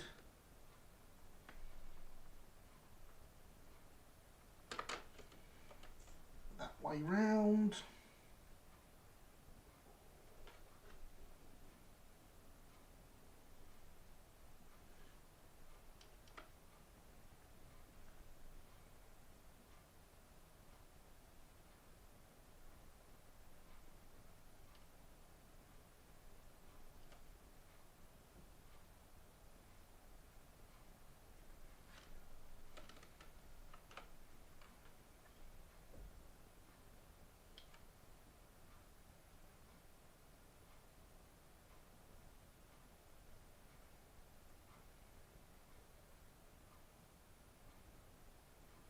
And there we have one lined valance.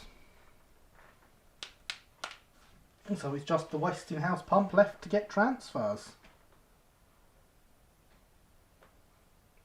Then we get the handrail on, get the couplings on, get the buffers on, get the cabs glued in, get some coal.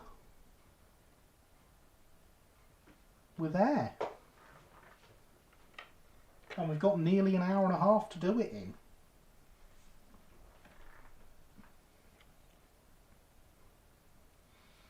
Knife is what I'm after, not tweezers yet.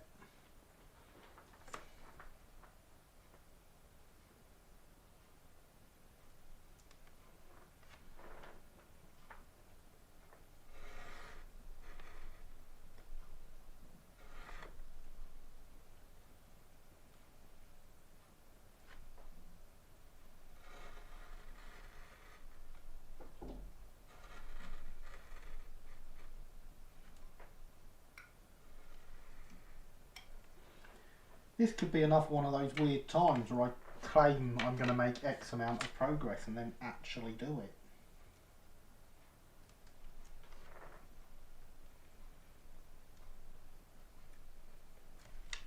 I do like those times.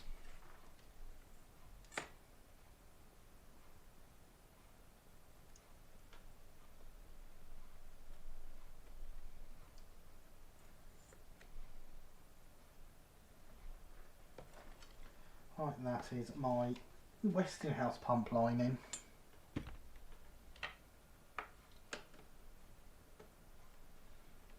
I'm pretty sure this should be enough to do all of it.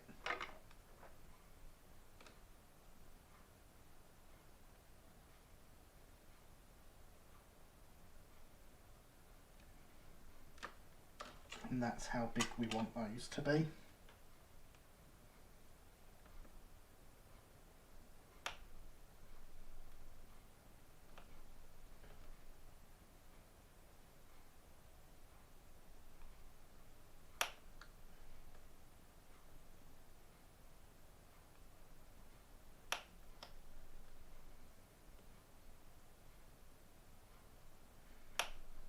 And there we have 4 of those. So that we can go 1, 2, 3, 4.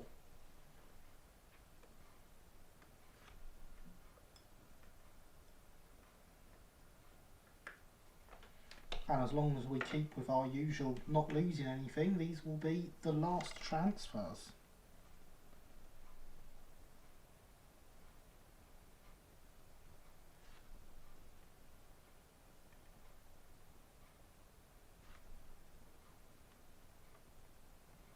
Let's get rid of that before it gets in the way.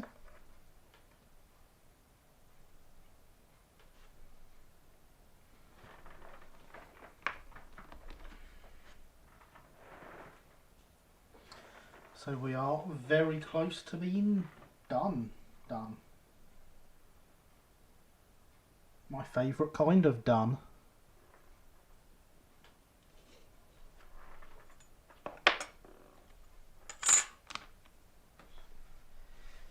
Get the water off the glass.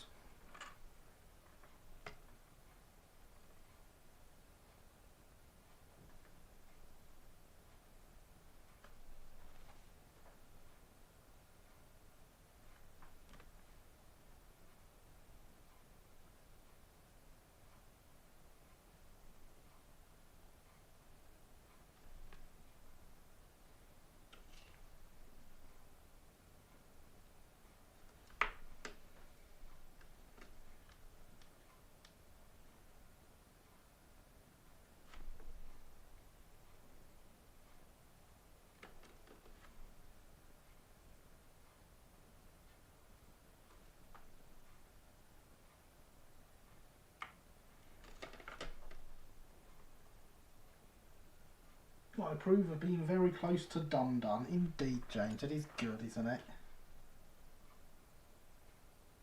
Then we'll have to do something else. I don't even know what the next thing we're due to do is.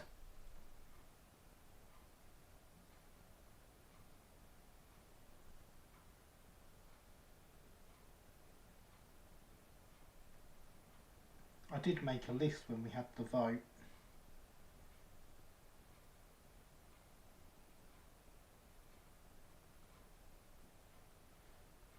And I'm pretty sure there's one more project before we need another vote. But I can't remember what it is. Well guys, stay safe, all leave a very nice string out. Okay, thank you for coming by, J94, and I will see you again soon, hopefully.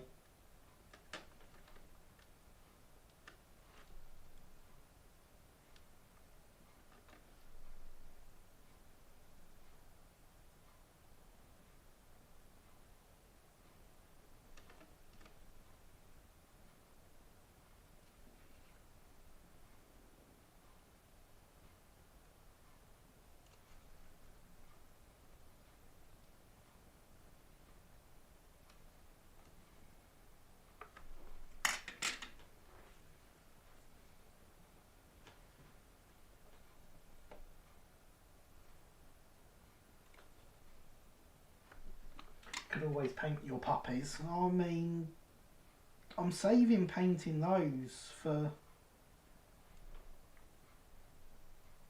when we've got 5 minutes to fill. Again, I can't put them on the layout at the moment because the layout's being ripped up. So if they stay packed away, they're at least safe from being lost.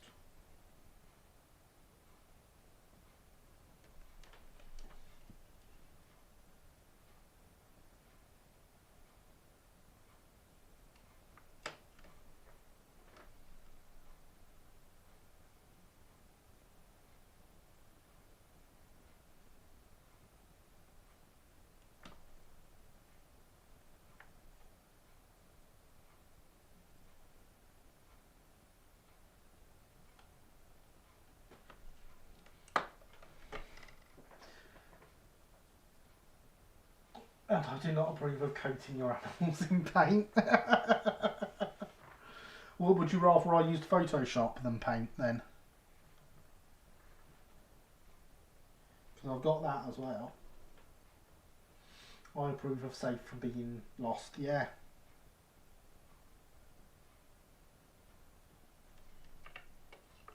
Once the layouts are in a state for them to be stuck down on and they can't go missing, I will be much happier with getting on with them.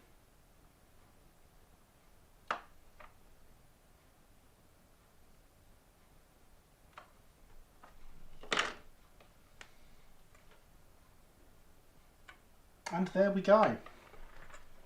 Let me get this off my finger quickly.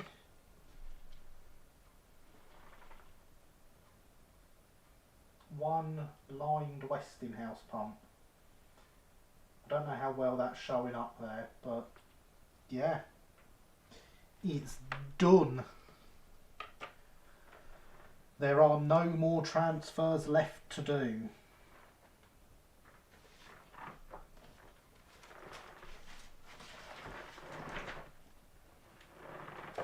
So I'd best slide these back into... Oh, what? Yes there is. There's a number left to put on the back. How have I been sat here doing all this and not noticed I've not put a number on the bunker yet? Silly me. We need to give this side of Not Victoria a number as well.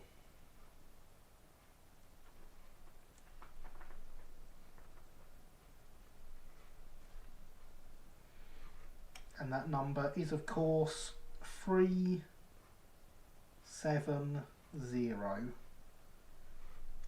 Haywards Heath, which is the show where I bought this kit.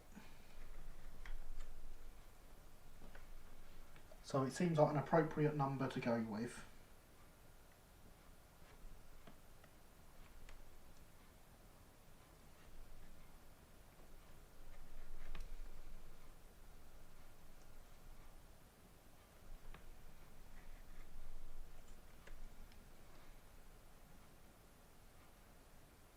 So line to West House pumps are best at West House pumps. Indeed, oh, well done. We now need to see it running.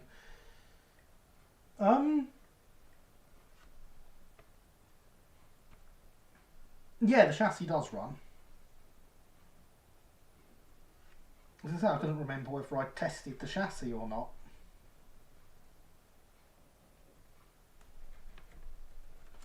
But yes, I have tested the chassis when I got it. It does run.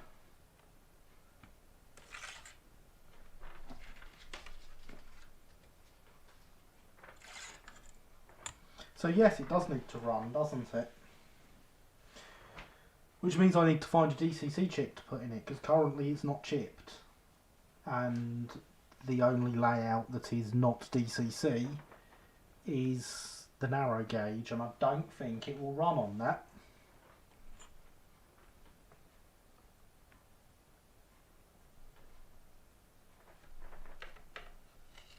Why am I starting with the 3? I should not be starting with the 3, I should be starting with the 7.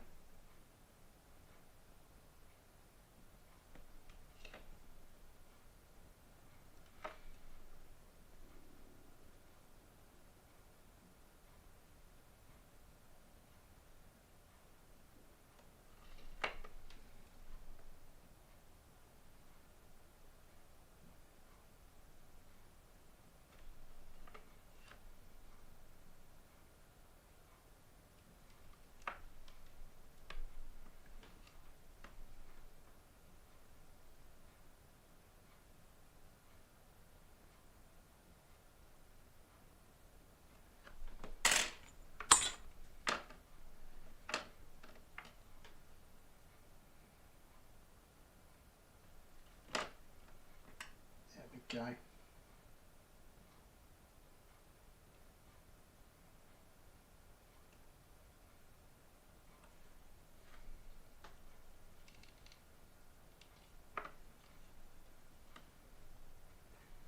There's still a lot of water under there.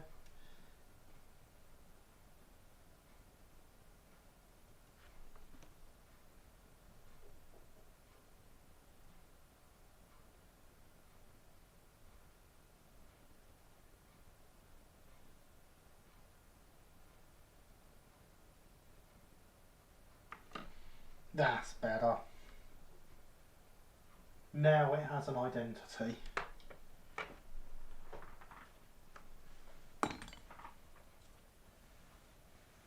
On all of its sides, because of course it has it on the buffer beams as well, so it is all 4 sides carry the 370.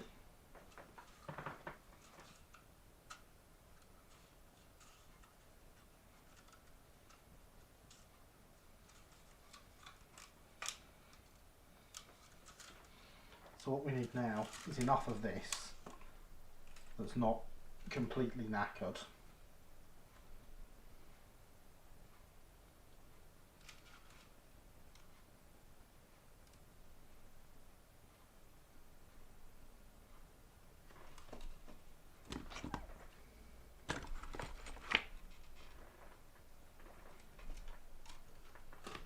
Would you believe that came as a coil? It was designed to be a coil.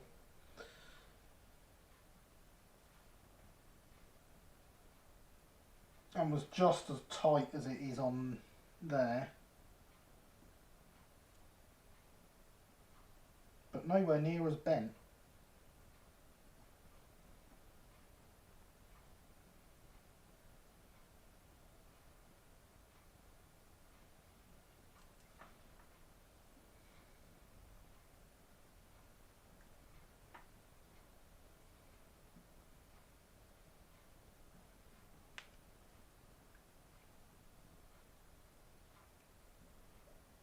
So it of course needs all straightening out.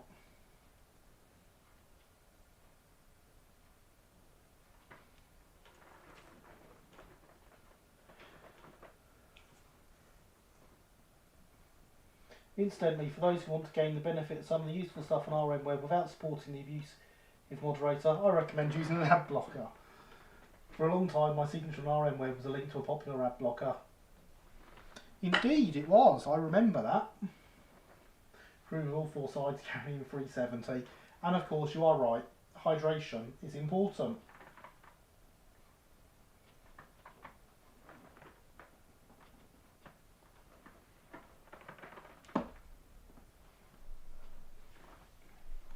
This is looking significantly better than it was now. It's still got a couple of bits that need straightening out, but it's mostly there.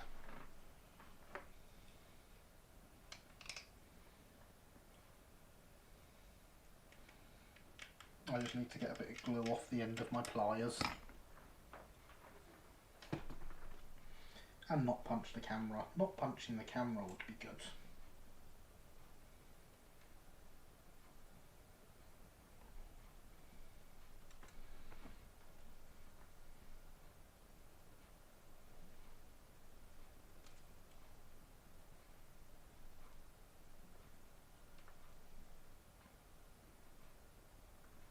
Changed my signature link to an ad blocker when a moderator deleted a post that I made recommending that people use ad blockers. I mean, I can understand why they deleted that post.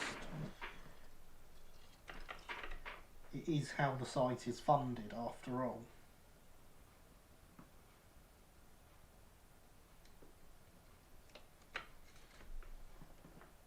And if I were funded by ads, I wouldn't want people recommending the usage of ad blockers.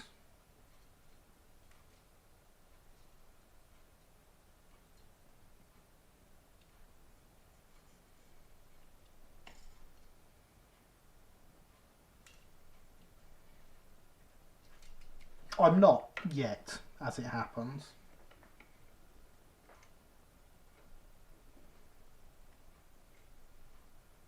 We are 690 subscribers away from the channel getting adverts.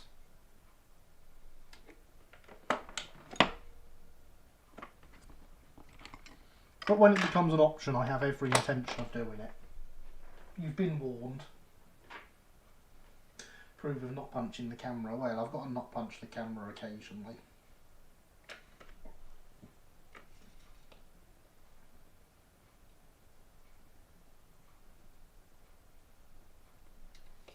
Now, this is no good if you won't go through the hole.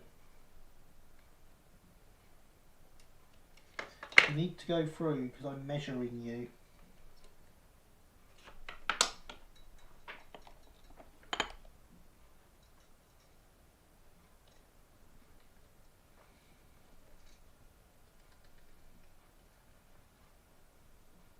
And I know it went through all the holes originally because we tested that before putting them on. Let's get some of the residue of the glue off this so it's actually sharp.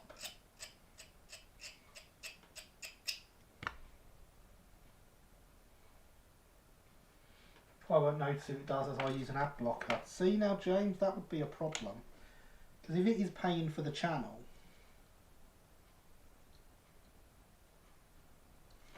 that's just too big. What we want is one of my needles.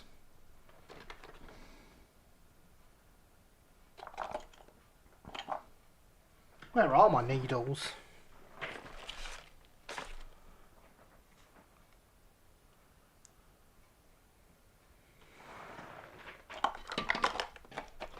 That's not good.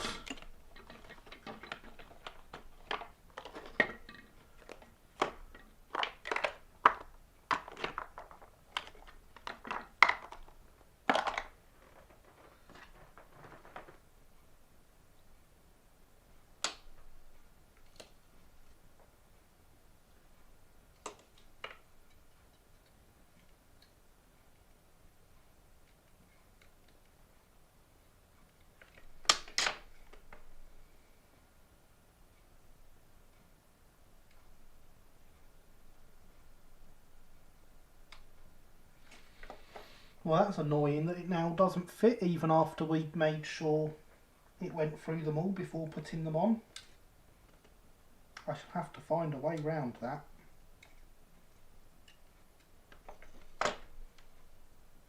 But for now I can at least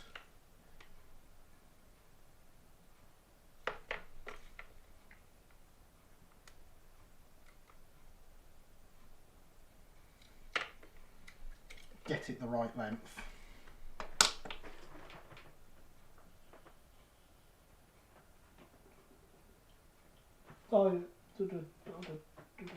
I've been since well before I started using RM Web, so it didn't really click.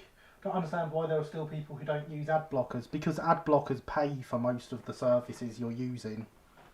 The ads pay for most of the services, yeah, that's what I meant to say. Say good night to all friends, stay safe, hydrated, goodbye Bob. Good night Bob, thank you for coming. Has been great to have you here. I look forward to seeing further progress on your platforms. See you all. I'll probably head in bed too. Good work. Got work tomorrow at 7. See you later. All right. Good night, Red. Thank you for coming. Has been great to have you here, and I shall speak to you on the Discords. I use both uBlock Origin and AdBlock Plus at the same time, and also FBP for Facebook, and have special plugins for YouTube too. So very, very few adverts make it through all those. Yeah. See, those adverts are paying for these things you're using, though.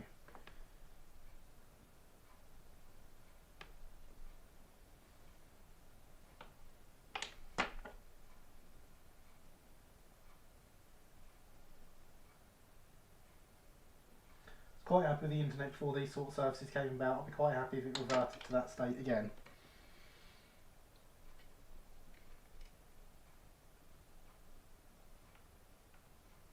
You know, that's those ads are paying someone's paycheck.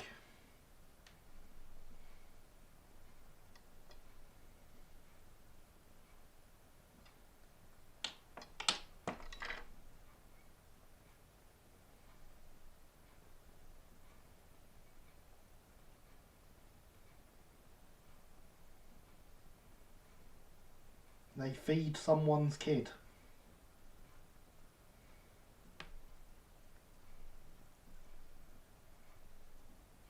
They're not evil.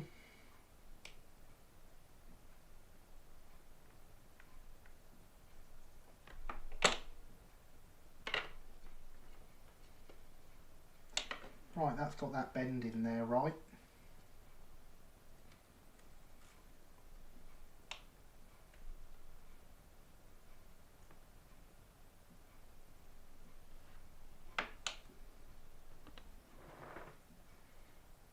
So if I can get a nick in there at just the right place. Or cut all the way through it, I wasn't expecting that.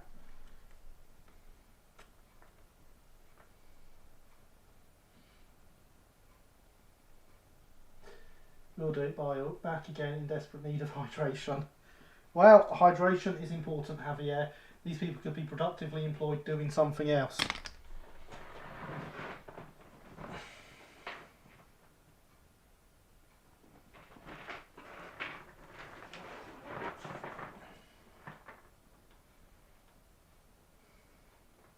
As someone who makes money from the internet, James,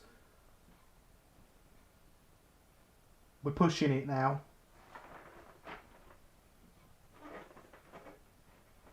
I think adverts fine, really. It's only when YouTube decides to play the same advert over and over again, and then it gets annoying. Yeah, adverts are. I find web pages annoying if anything is flashing or animated, as many adverts are. It has been a lot of years since I've seen a flashing advert.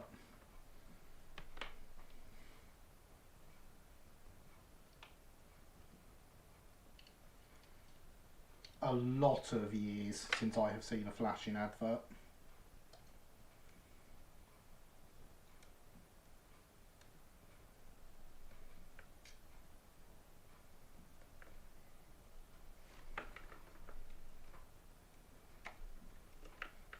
I mean, I used an ad blocker when they were a thing.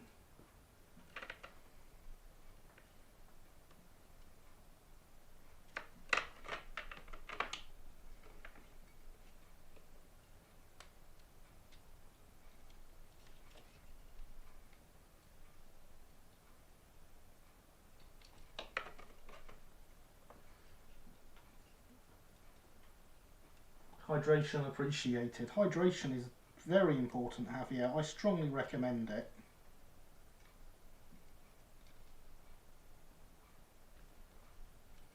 It's been a long time since I've seen any adverts. Exactly, Jane. So you can't comment there. Most web pages do not have adverts like that.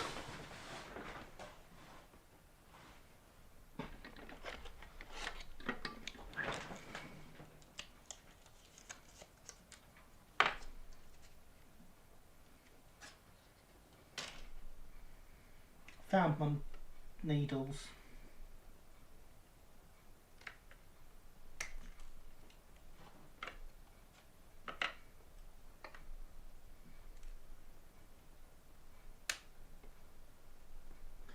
Can't say I've seen a flare ad for a decent number now. Exactly, these things are long gone, consigned to the waste bin we call history.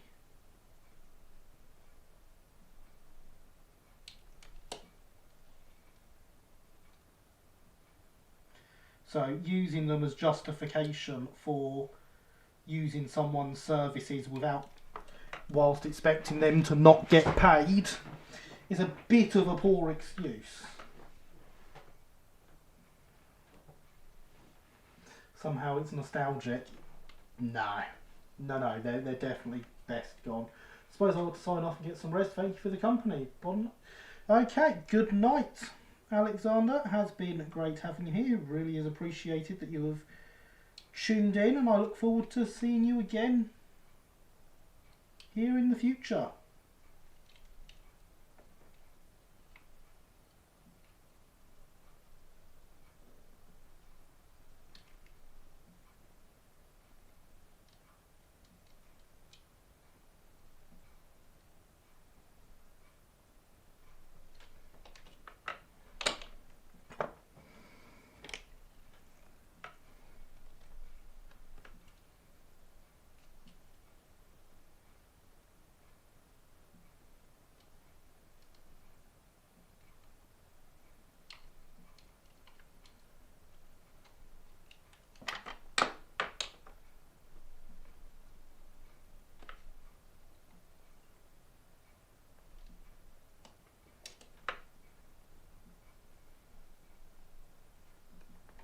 Hello, Graham Gilbert Model Railways.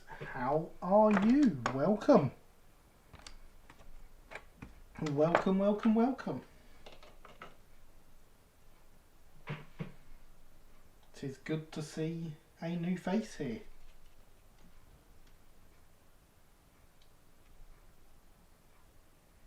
Now this is going all the way through quite happily.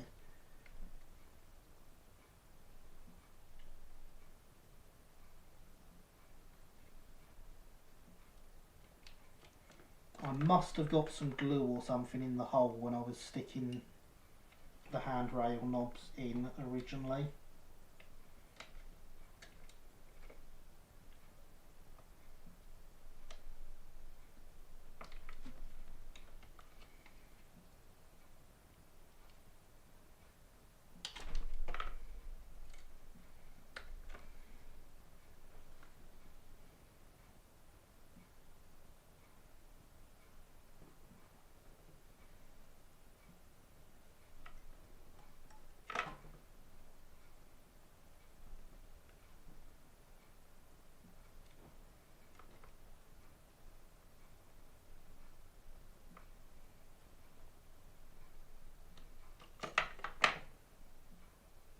There we go, we got the whole thing off now.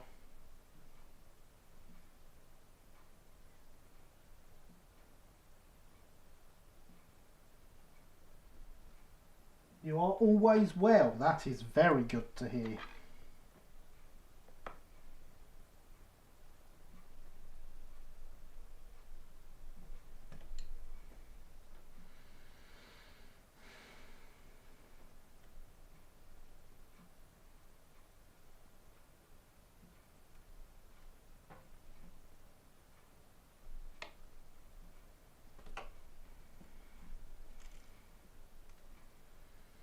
There were lots of worthwhile websites, forums, etc. long before people could make significant revenue from internet advertising. There would be again if it became the case once more.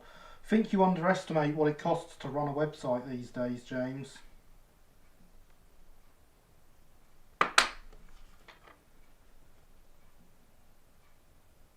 Especially a significant sized one.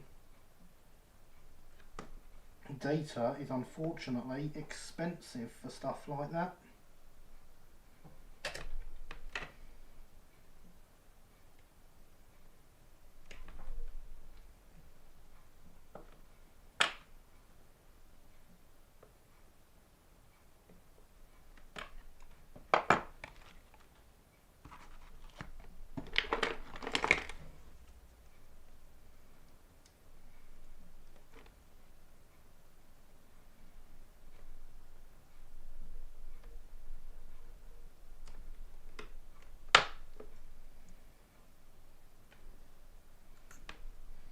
I also think you're overestimating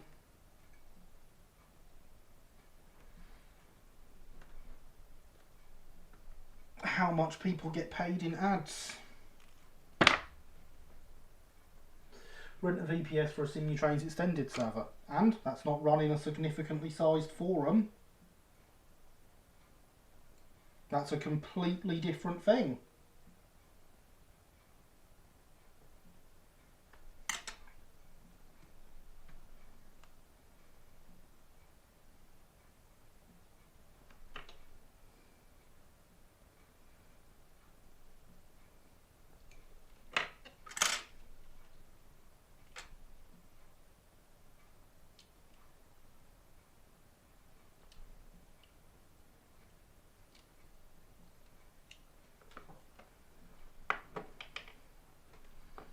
That has an upload 200 meg save game every time that anyone joins. And that's a completely different thing.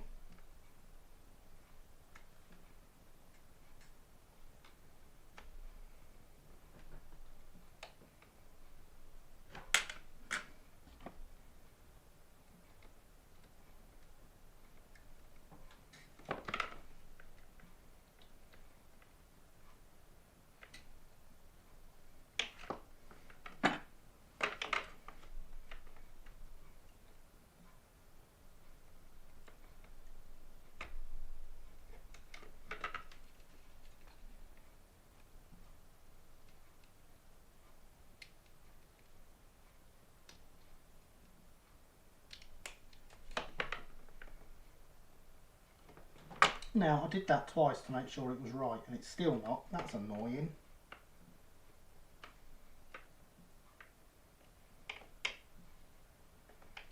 That's very annoying, especially now that it's on there.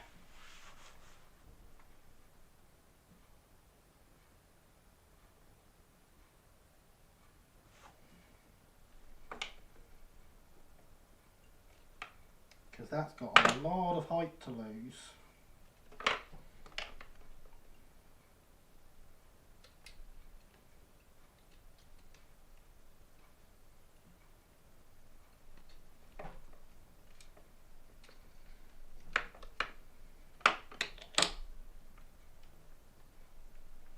Time forums didn't do their own image hosting. People hosted images they wanted to post themselves on their own. Yeah, as a web professional, I'm aware of this, James. None of this is justification for you stealing other people's stuff. Because that is what you're doing. You are taking a service that they are providing and refusing to have the adverts that pay for the service.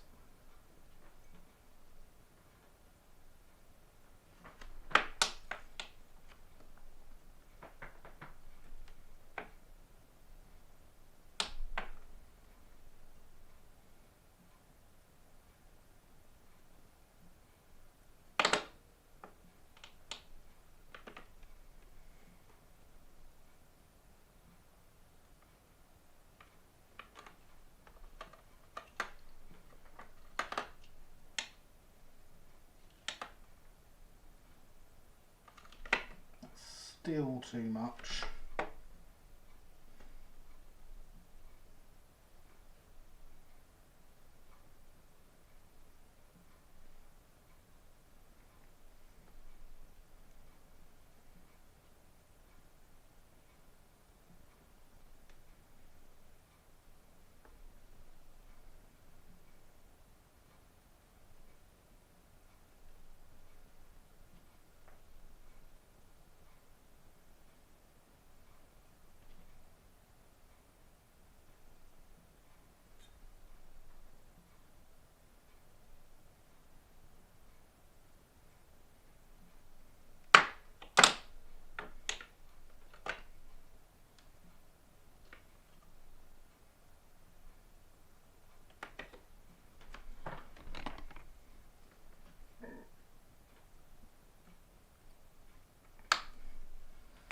that should be right now.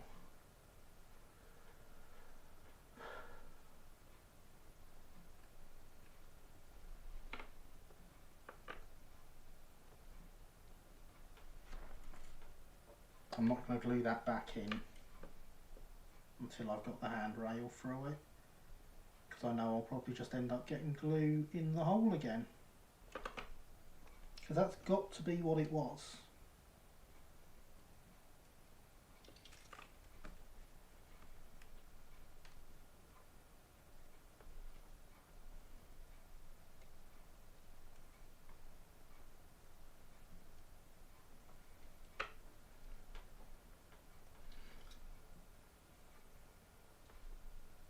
Work on the video progressing enough, run over general scripts, then you'll do everything on it. Much of it's have a good handrail, much of it's have decentralised.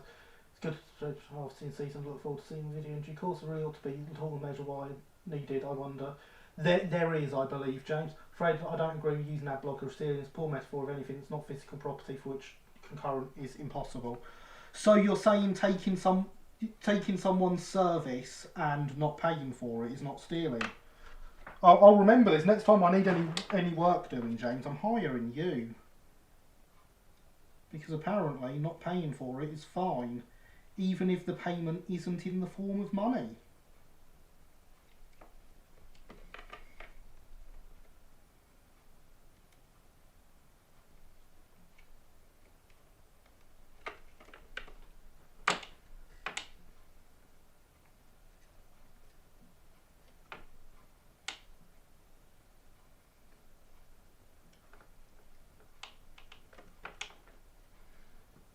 There is a tool for measuring handrail rather from Wizard models, I think.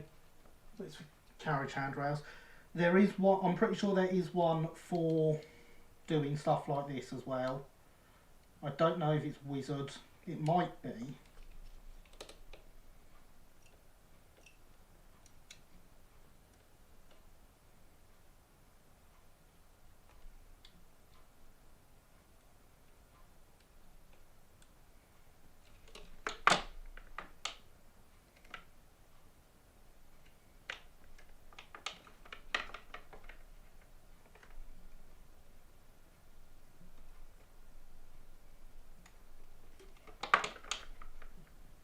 But there is definitely something out there for doing jobs like this.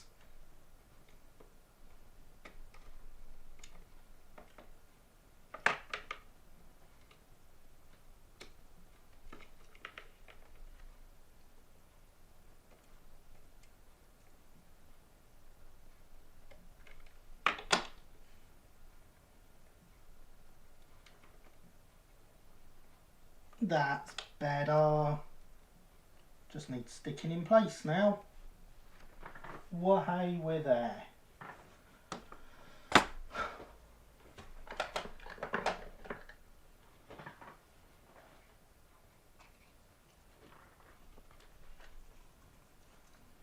Let's put this pin away before needle away before I lose it.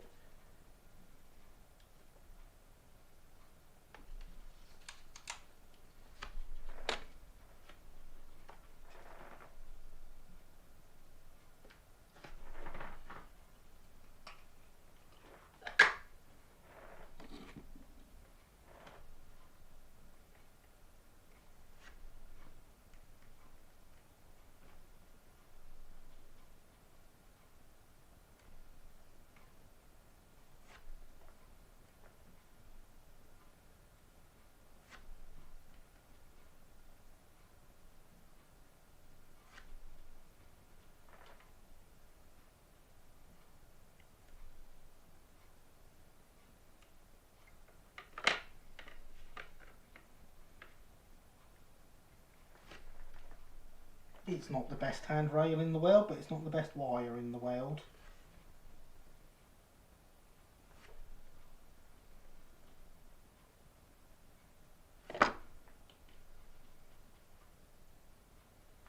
And I'll be honest, it's good enough for me.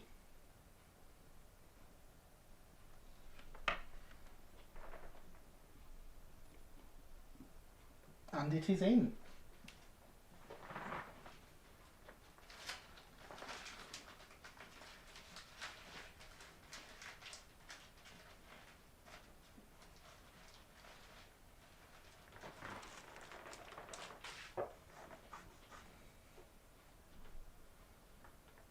Hydration is important.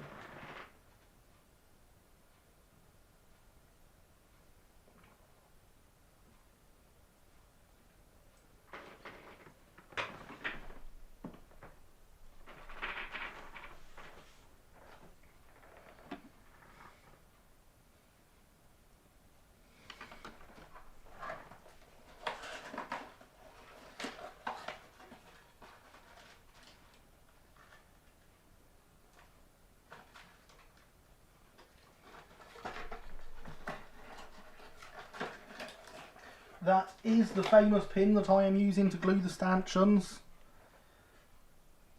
The wonderful pin from my sister's wedding. It held my buttonhole on. So, buffering time. Sorry Alex, got some buffering going on.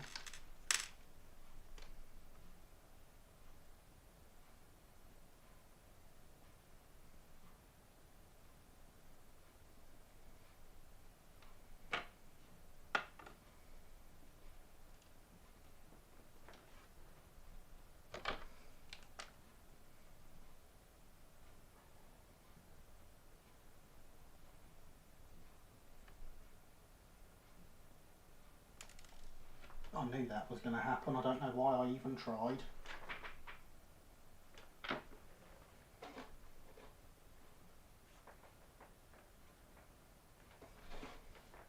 Never mind, I've got loads of these nuts.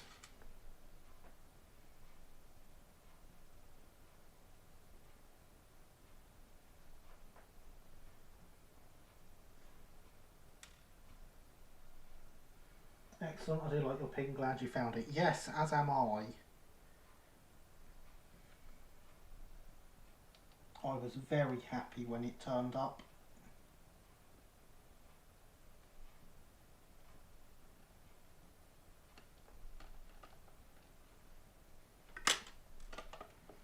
I'd like to remind everyone, these have all been in here before. I think this is too big to really get a grip on it and get it in place. But we know they fit because they've been here before.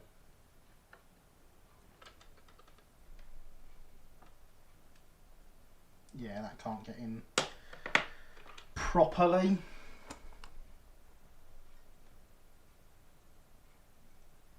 I don't know if these ones will either.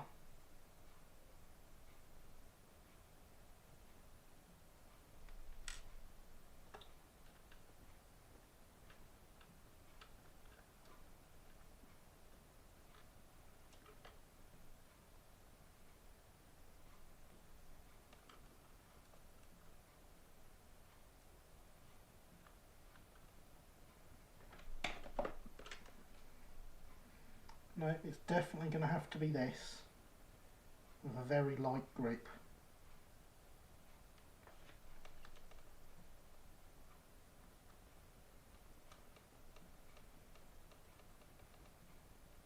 Of course, it only needs to get that first half twist and then it's there.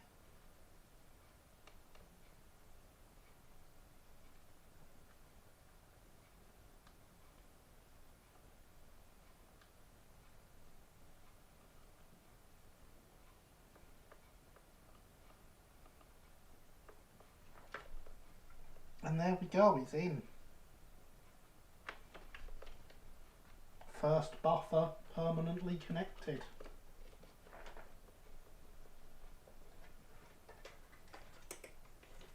Oh no, that's not it. I thought we were going to meet my requirement of never losing anything there. I might actually have to go into the spares box for this one in a minute.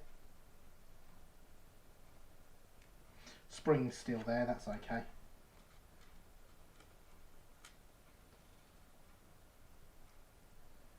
And there is a link to the Discord, which means we must be getting close to the end.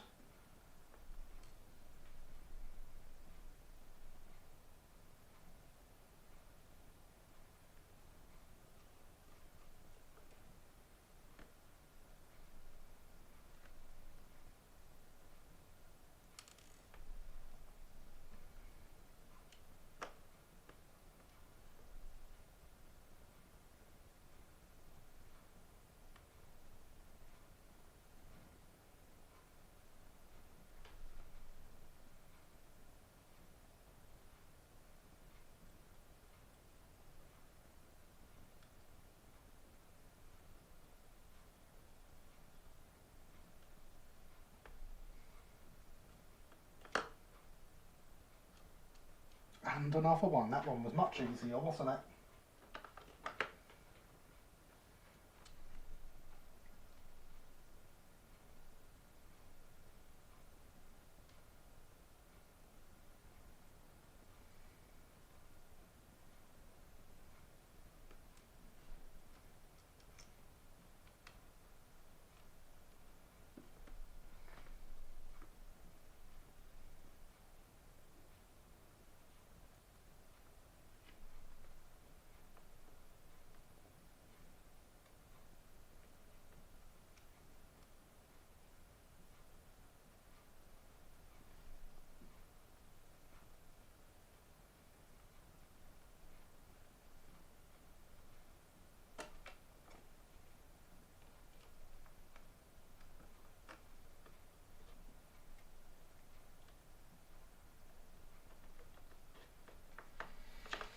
And that is 3 in. I'm going to have a look for this because I can't have something lost on stream.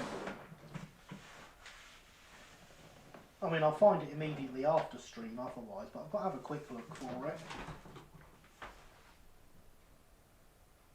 It was on my lap. There it is. See, on this stream, we never lose anything. And now I don't have to go into the spares drawer either.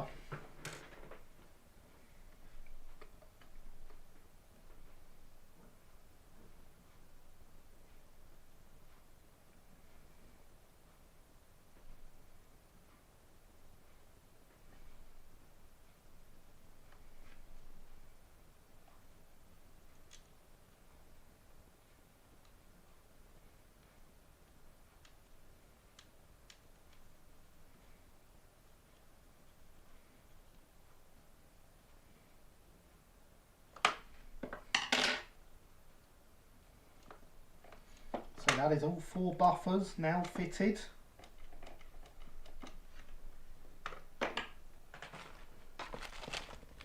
She needs some couplings now.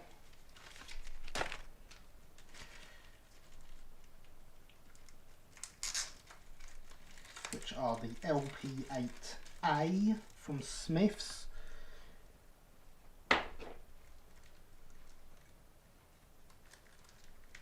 This is their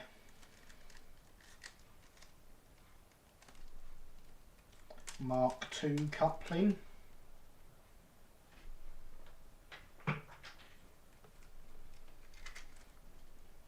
Mark II screw link, sorry. These are one. I used to always get these and then they stopped appearing from my usual suppliers of them, which meant I was using the older ones, which are the ones with the pins that we have seen on the channel before.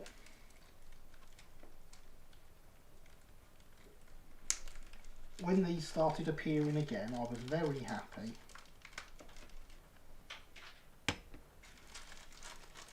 Because these don't have a pin to thread through and cut and crimp and all that.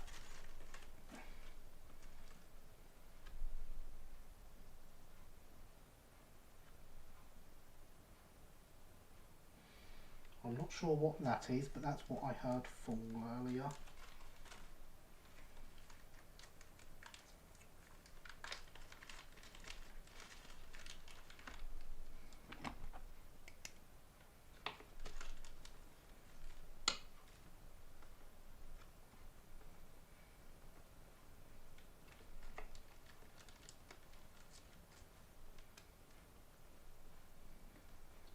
So yes, these are definitely better than the old ones, because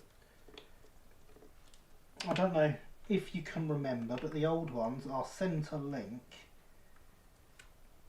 had a track pin that went through the middle and I had to crimp and cut down. This one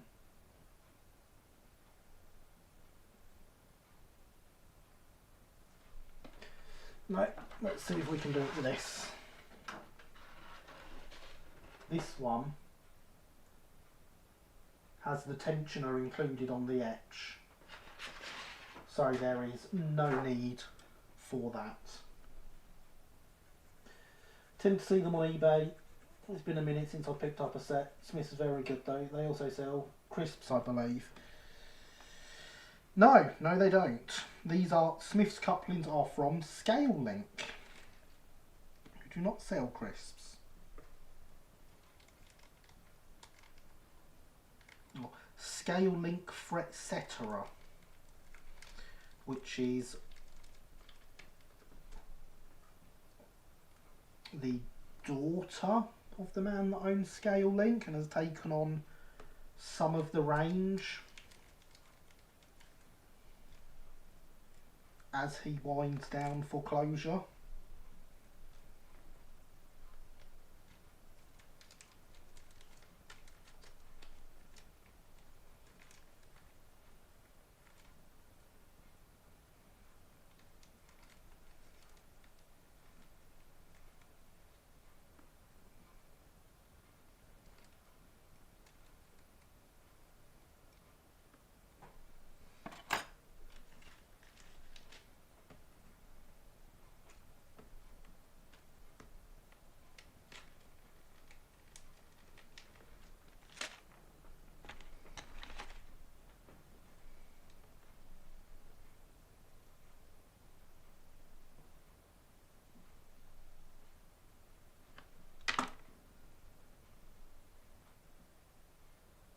So all I have to do on these is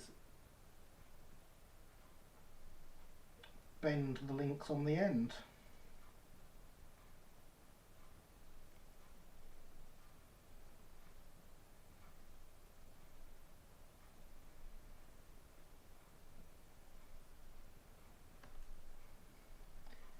And of course for one side I need to put it through the coupling before attaching it.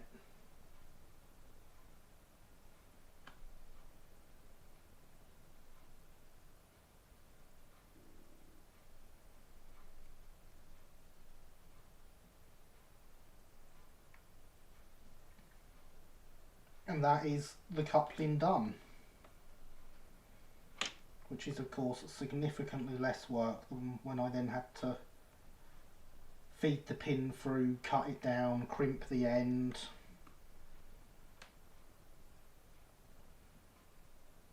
And in my opinion, looks better.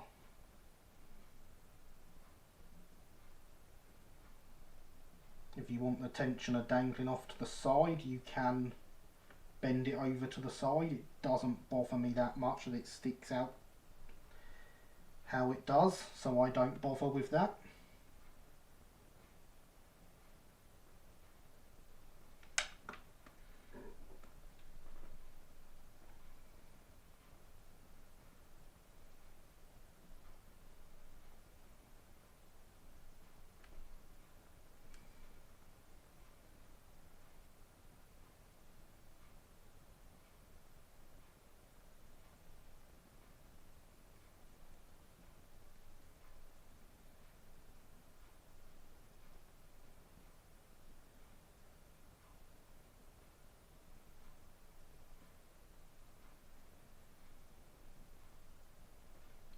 And there we go, there's that one done.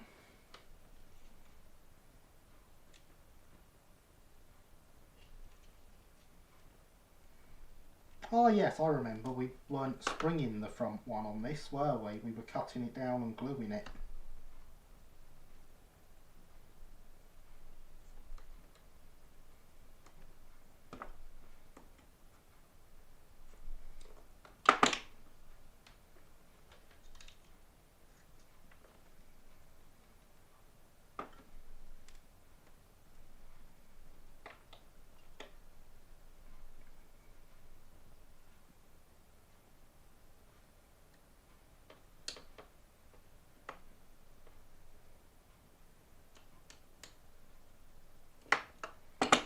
So there is that coupling on. We do not need this spring or this split pin.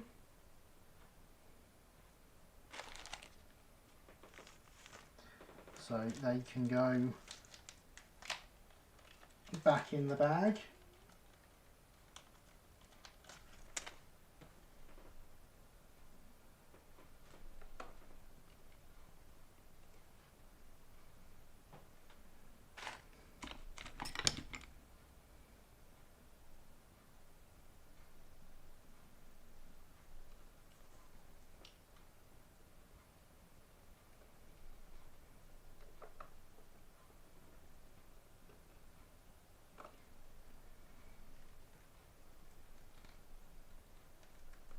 this can get snipped about here.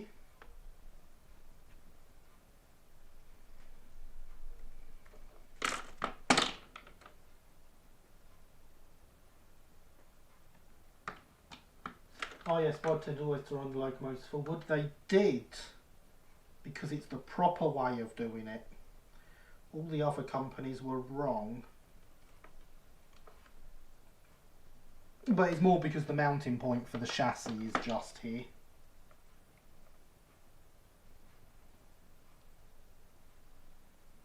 And I don't want to have to make major alterations.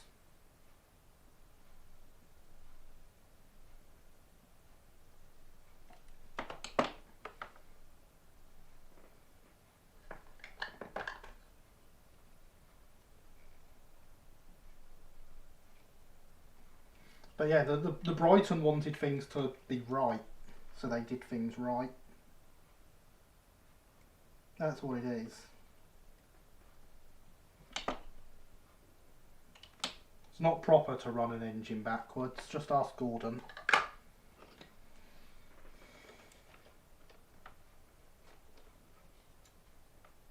Oh, now this isn't going to fit. I did wonder about that. But that's okay. All that needs is the split pin cutting down.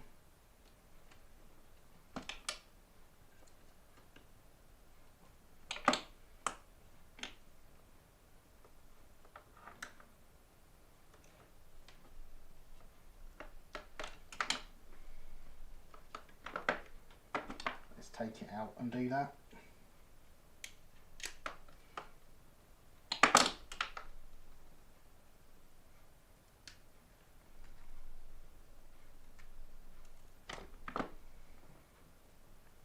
This is of course going to make the split pin really hard to refit. But yes, that fits now. I do remember that now. I'd forgotten that was needed. Because at the time of discovering it, I debated whether I cut down the split pin or if I removed the supports from in here.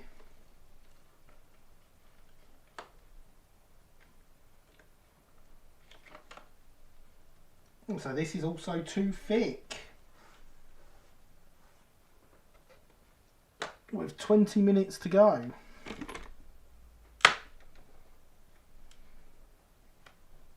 It wants to mess us around.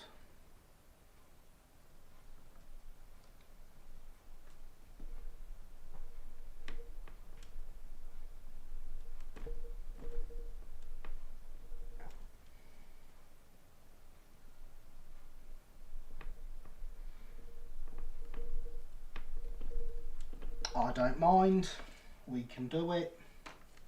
It's too thick for this, we're going to put the saw blade on and saw it.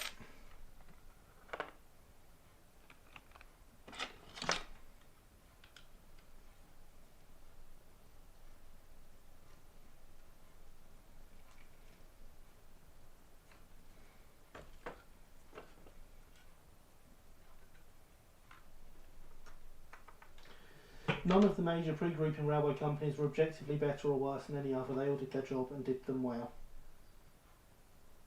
I mean, yeah.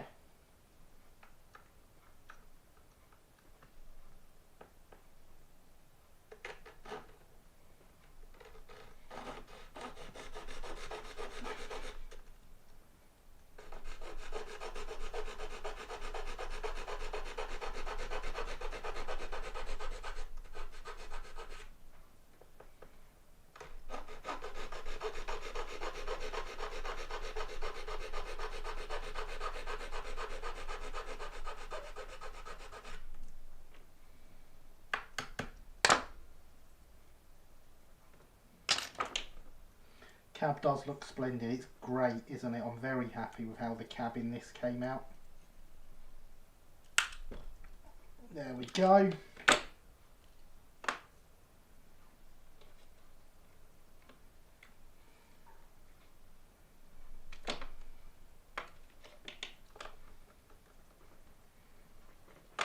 Let's just clean those edges up with a file.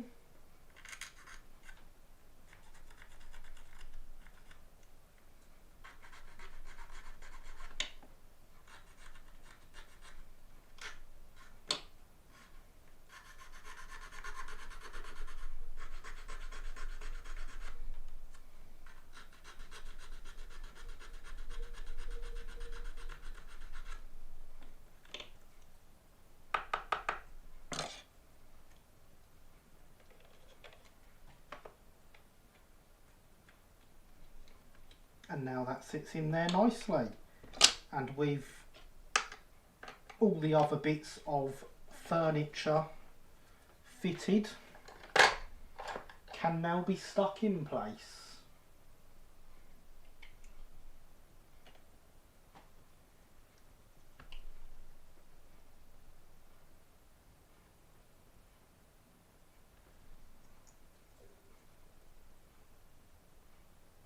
Shouldn't really apply super glue like that, but it'll be fine.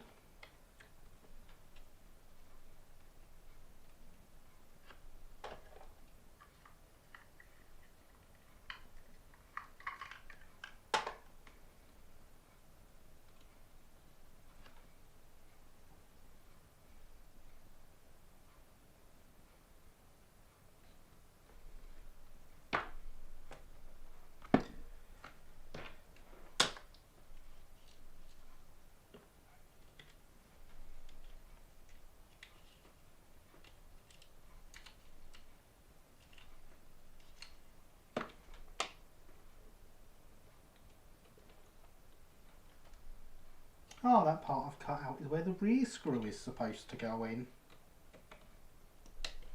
Never mind. I can still put the front screw in.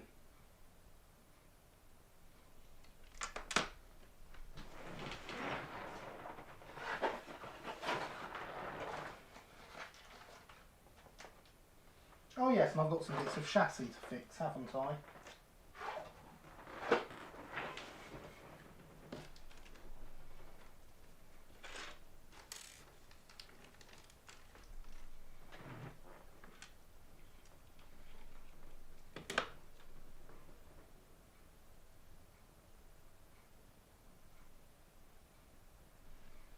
Some of the bits that had broken off under its previous ownership that I repaired and then promptly broke off again.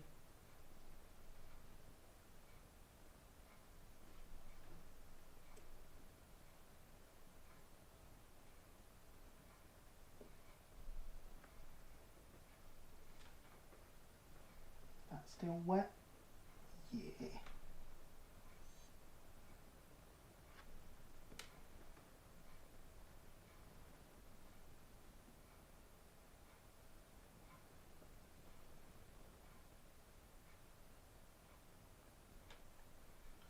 We'll get that back in place, and then it's just the brake rigging and one of the brake shoes to get back in place.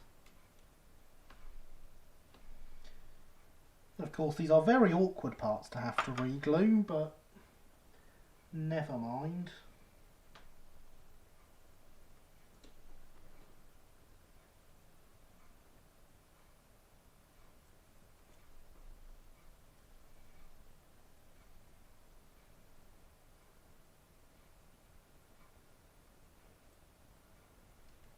There appears to be half of this brake shoe missing.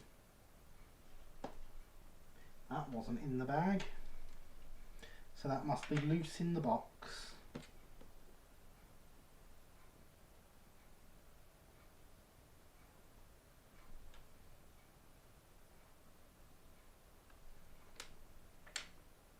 I do believe this brake rigging is going to fall off again.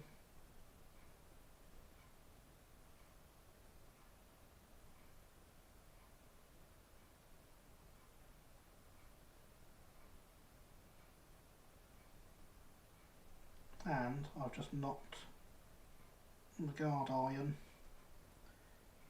which is in my opinion a much more important detail. Just my opinion.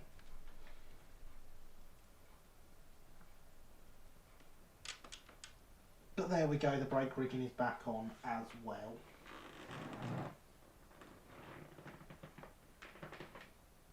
Right, that's not it, that's a chair.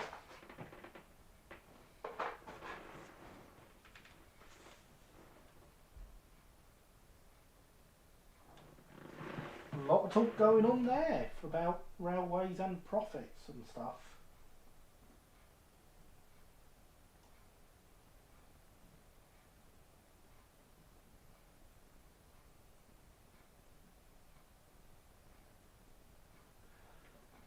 Can't hear, but I'm sure Gary making all these snarky comments about the Midland being awful. I would never do such a thing.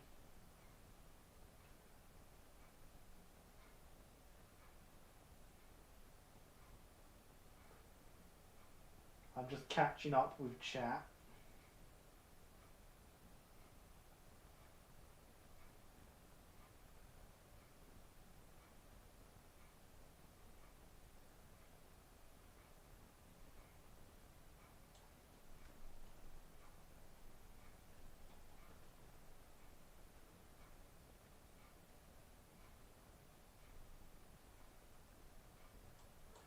Yes, I can see you're mostly talking about the LTSR.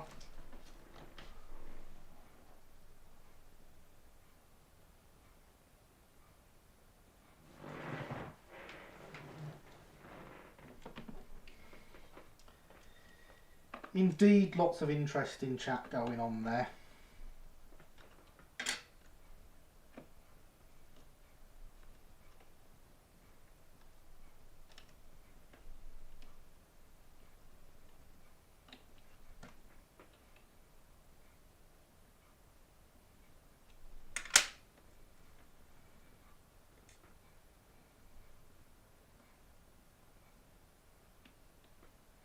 So, in theory, this self-tapping screw is supposed to go straight into the resin without any problem. That's what it says in the instructions.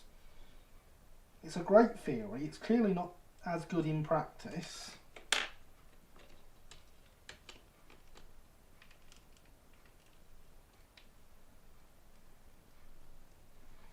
But it definitely finds itself being a favourite theory of mine.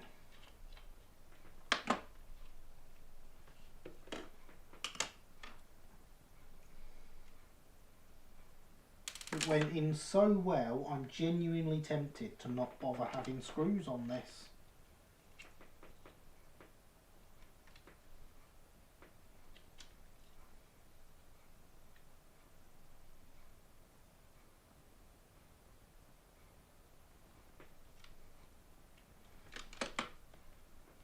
Certainly shan't have one at the rear.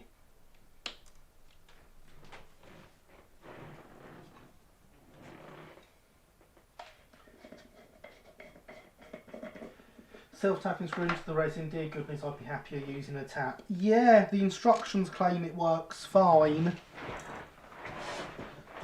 I'm not convinced.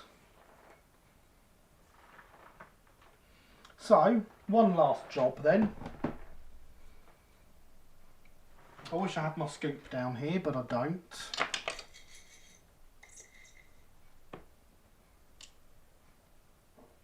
Oh, that's a big bit.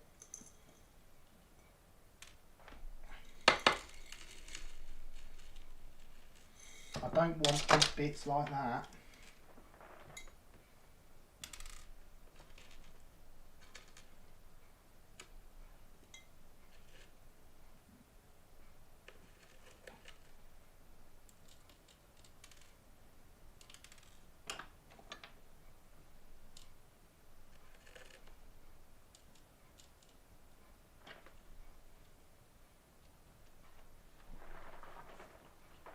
A low coal load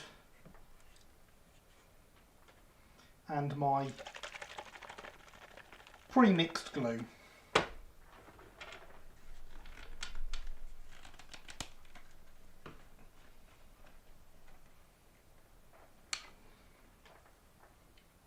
This is of course your standard 50-50 PVA water and a spot of washing up liquid.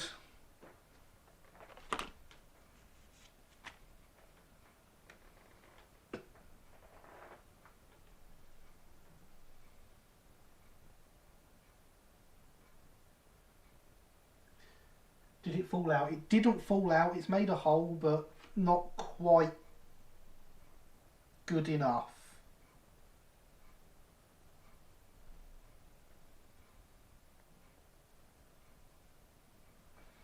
And there we go.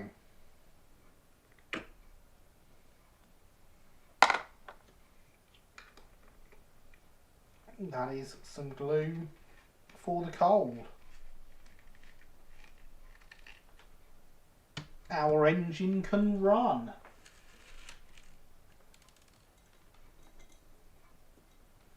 Coal load of a locomotive that's been busy.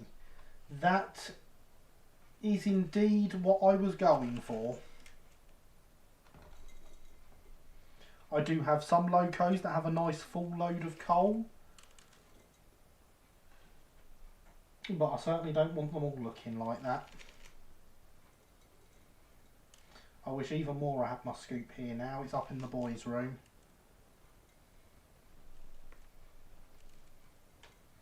Because it hasn't been used since his roads went down.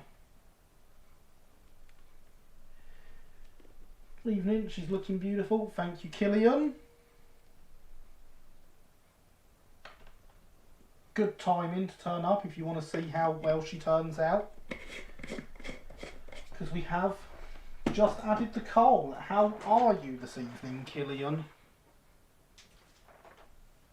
I hope you are very well.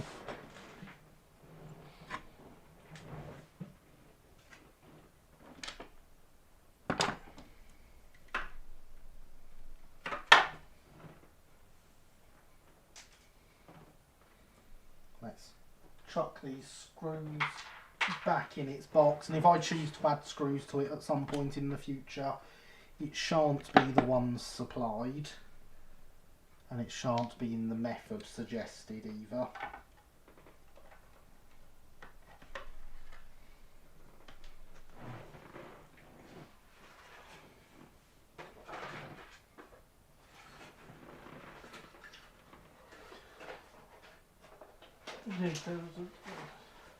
Very well, thanks. Village clock says 4 minutes early. So, yeah, but that's Titfield time. This stream runs to Greenwich Mean Time. Actually, it doesn't at the moment. It runs to British Summer Time.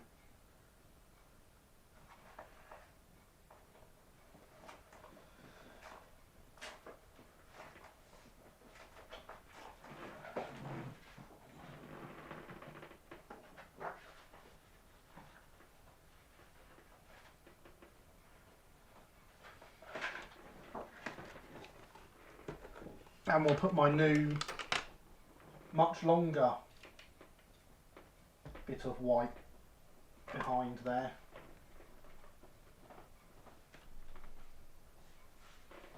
And there we have, ladies and gentlemen, a completed locomotive.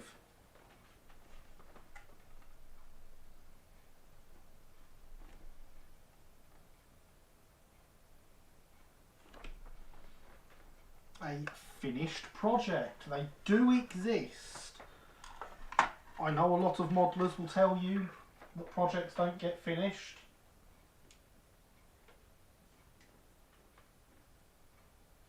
But this one certainly has. And she's ready to start pulling trains. Well, she needs a decoder, but you know what I mean. So many regroupings are missing from preservation, too many to count. Indeed. When I become a trillionaire, I'll build you one. I disapprove of daylight saving time, as do I actually, James, as do I.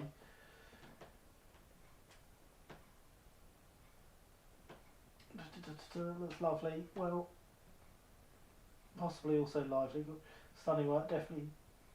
Joint first favourite stream project. Are you sure, Harry? This is a Golden Arrow kit. Look forward to seeing that run on the layout. Well, I shall have to see if I've got any 8-pin chips around. I'm not sure I do. I usually use 6 pins. So hopefully I'll have some 8-pin chips about and I can get it chipped and get it running somewhere. But right now, I'm not sure I have any 8 pins, so it might be a while. I might have to order a chip for it first. But yes, it's going to be a fantastic loco to watch run. And of course, being on a Hornby mechanism and not one I've put together, it will run well. So yes, and we are ticking over to midnight in 20 seconds according to my watch. So that worked out rather well for timing, didn't it? And I've not once punched the microphone, so my rearranging of everything worked.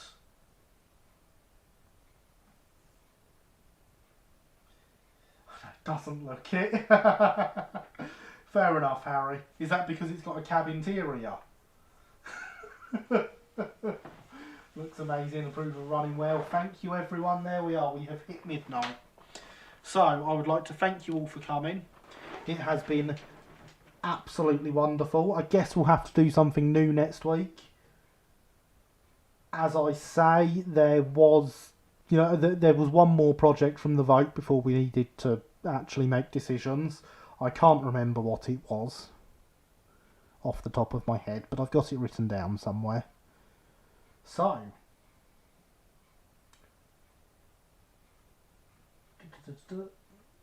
splendid timing and microphone non-punching. Thank you, James. Excellent looking model. Thank you, Graham. Well, good evening. Apologise for Titfield time. Not a problem, Killian. Not a problem at all. Splendid work. Thank you, Javier. So yes, thank you for coming, everyone. It's been absolutely wonderful. I've really enjoyed the time. You have been great. Please do remember, like, comment, subscribe, all that stuff. All the good YouTube stuffs. I'll try and have a video for Tuesday. Honestly, I still have no idea what to do, so I'm not making any promises. There will, of course, be a video on Thursday and then a live stream next Sunday. So, what's left for me to say is good night, everybody. Thank you for coming, and I'll see you next time.